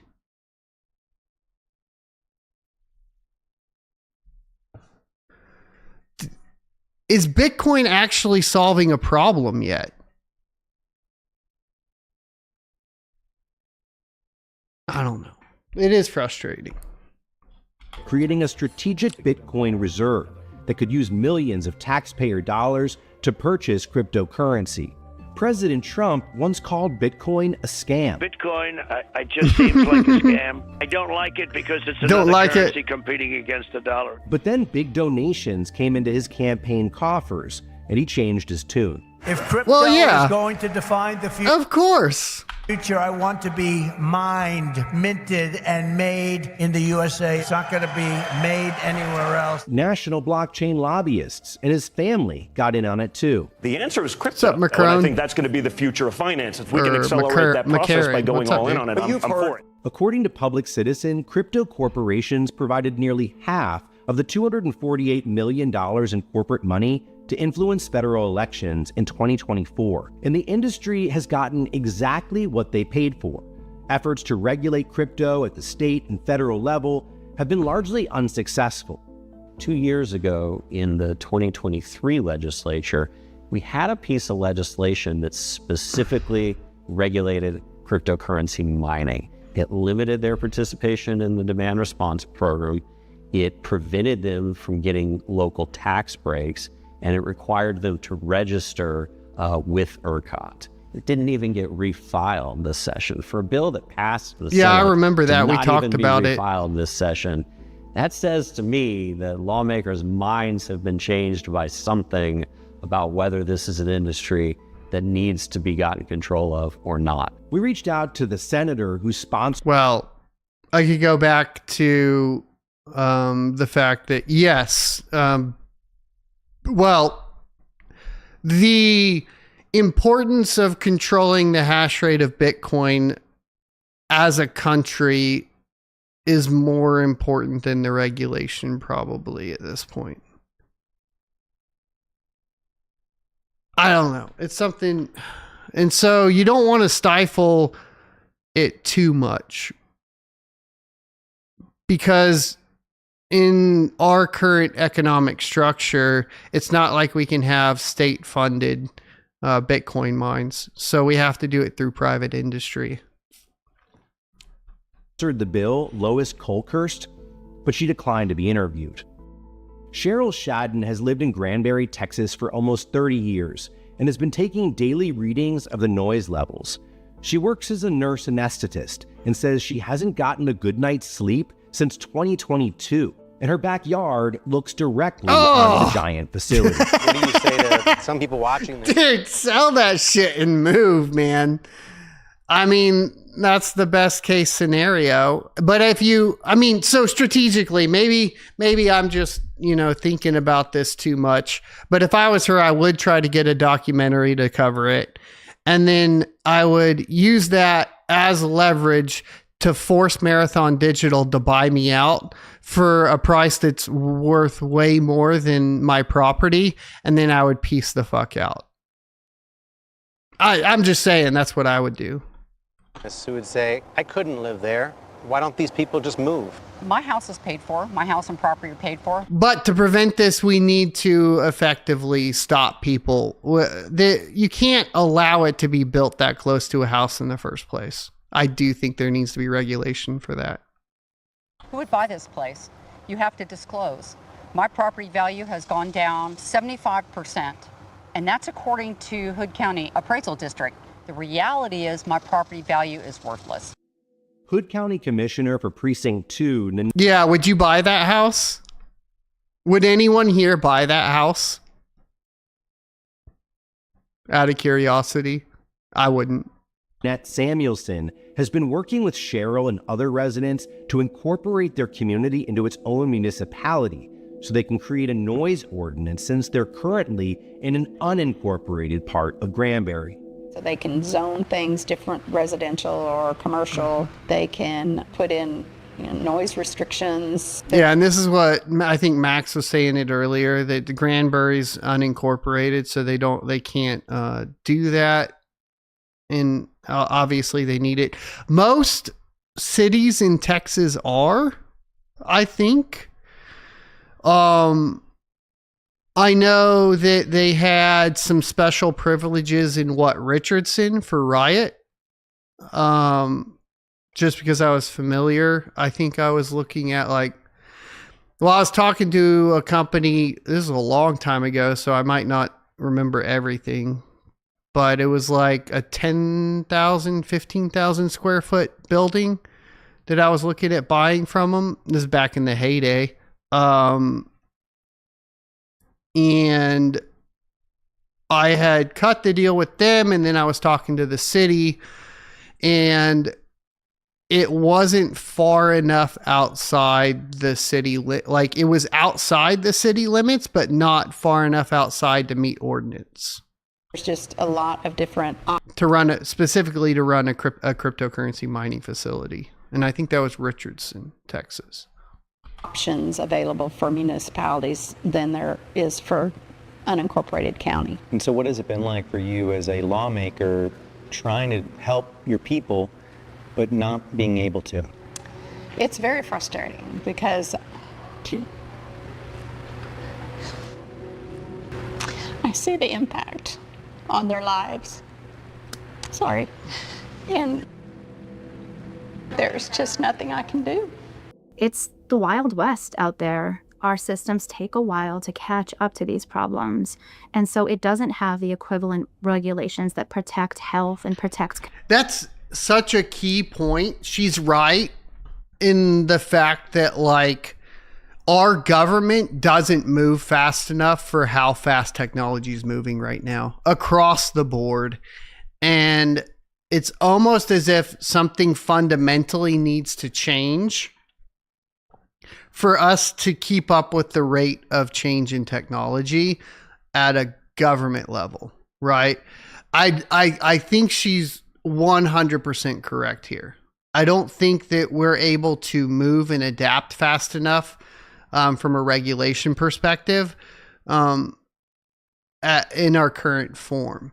Now, the danger is if you can move faster, then there's not enough checks and balances. So I don't know what the solution to that is. But it is clear that, you know, our structure from our governmental structure is basically outdated at this point. Communities like the oil and gas industry or power plants or other sectors that have been around for decades or hundreds of years. Hood County. And you can say, okay, well, the free market should take care of that, and the fact that, like, people would sell their houses and move, and then there'd be nobody in that area, etc. But because of the manipulation of the housing market by large corporations like BlackRock, that is basically not even feasible anymore. So I don't know, something has to change. Not only regulation, but adoption. Look at SpaceX. If it wasn't for that, we still would have Russia launching our shit. Yeah, I mean, you mean adoption of the tech? Yeah, well, the adoption we lay solely on the shoulders. So those two are tied together, right? Because regulation moves slow, private companies and people trying new things happens less, right? So you do have this issue of, like, effectively, because of our regulations moving extremely slow and not adapting fast enough, we don't have a free enough market to capitalize on innovation. But conversely, when we do start to adapt, we don't move fast enough to protect the civilian side of it, right? So it's like on both ends, but those two are directly tied together, right? Which is why when Trump was talking about, you know, removing the regulations surrounding crypto and everything, I'm like, that's extremely good, because crypto, we won't be able to capitalize on the crypto innovation with too many regulations, and we won't encourage. It's like, imagine the amount of people that would be involved in cryptocurrency and blockchain now if there wasn't all of these banks debanking people, and we put regulations in that said, hey, you can't deny people based off of the type of business if it's crypto, right? Stuff like that. How much more innovation, how much further along we would be as a nation for in blockchain. Yeah, it's literally double-sided in the worst ways, Alex. That's the crazy part. It's bad on the innovation side and on the correction side. is a rural, mostly Republican regulation place side, I with guess, a is what we population call of it. 65,000 people. It's President too Trump slow. got more than 80% of the vote here in 2024. But then the only other option is to just not do it, right? Which is what we're doing. We're like, okay, well, now we're not going to regulate it. So then we just end up in a position where at least we fix the innovation side of things, which I think if you had to weigh it, what would you want to fix? I would want to fix the innovation side of things in a free market first. Yes. But now we have no solution on the other end for regulation. And what about President Trump? His family is in the crypto business, profiting off of this. What do you make of that? I have nothing against President Trump because I think his intentions are good, but I don't like the crypto thing. The way he's going about it is not pleasant for all of us. Did you vote for President Trump? Yeah, we did, but How do you feel about that? they are literally. They killing tried to people switch out this here. No, I don't like it at all. into being anti-Trump. I wish he'd come over and pay me a visit. Do you regret your vote for President Trump? Concerning Bitcoin, yes. I don't have a problem with the industry, but I have a problem with what it's doing to people here. I think that's being ignored. Did you vote for Governor Abbott? Yes, I did. But I won't do it again. State politicians, all they see is dollar signs. They don't see people. You're just going to get to a point where I guess Dude, that's such a good point, though, and this is true across the board. When that New York mayor was running, and they asked the question of like about Israel, and everyone was like, "Oh, I would love to visit Israel," and all that sort of thing. And that guy said, "That has nothing to do with my job. I'm going to stay here," regardless of the rest of his political positions. That was the right thing to say to that. And I think people as a whole now are getting extremely frustrated with the fact that our politicians' focus are on corporations and international governments as opposed to on the people that are frankly, economically suffering right now. And I think that there is so much we can capitalize on there as a people from a voting perspective, and I think as politicians that decide to take on that mantle. But then you see, I don't know if you call him populist candidate or whatever you call him with Trump, that goes against the narrative, says he's going to drain the swamp. He gets in, and then he literally just does what every other president's done, which is, fold to Israel, not release the Epstein list. I don't know. We could go down the whole entire fucking list, but to me, it's like, okay, so light, people are waking up and seeing we need change and that nobody is focused on us as American citizens. Dark, it doesn't even seem like it matters because even if you hire or vote, I should say, and it does feel like hiring, vote in a contrarian, they're just there's something that happens when they come into power that corrupts them regardless of who they are. That's what it looks like to me. And so then I'm like, okay, give me the black pill. I don't know what to do. I don't know how you fix any of this. Die to get somebody's attention. Not everyone here blames politicians, though. Larry Potts and his wife voted for President Trump. And despite being in extremely poor health, Larry had a heart attack and a stroke, they say they aren't against Bitcoin entirely and don't blame President Trump for Granberry's problems. But they do blame the companies. This chart, I wouldn't even blame the company. The company is going to go wherever it's economically viable. So you have to make it economically unviable or you have to put in regulation. Like those are the only two things you can do. And I would say it's definitely not Trump's fault in this particular case. I would say that it's local city government's fault, right? shows that they're all, even at the highest level of government, from the president on down, they're all connected to these corporations and money tied to Bitcoin. Bro, that looks like a conspiracy theory chart if I've ever seen one, dude.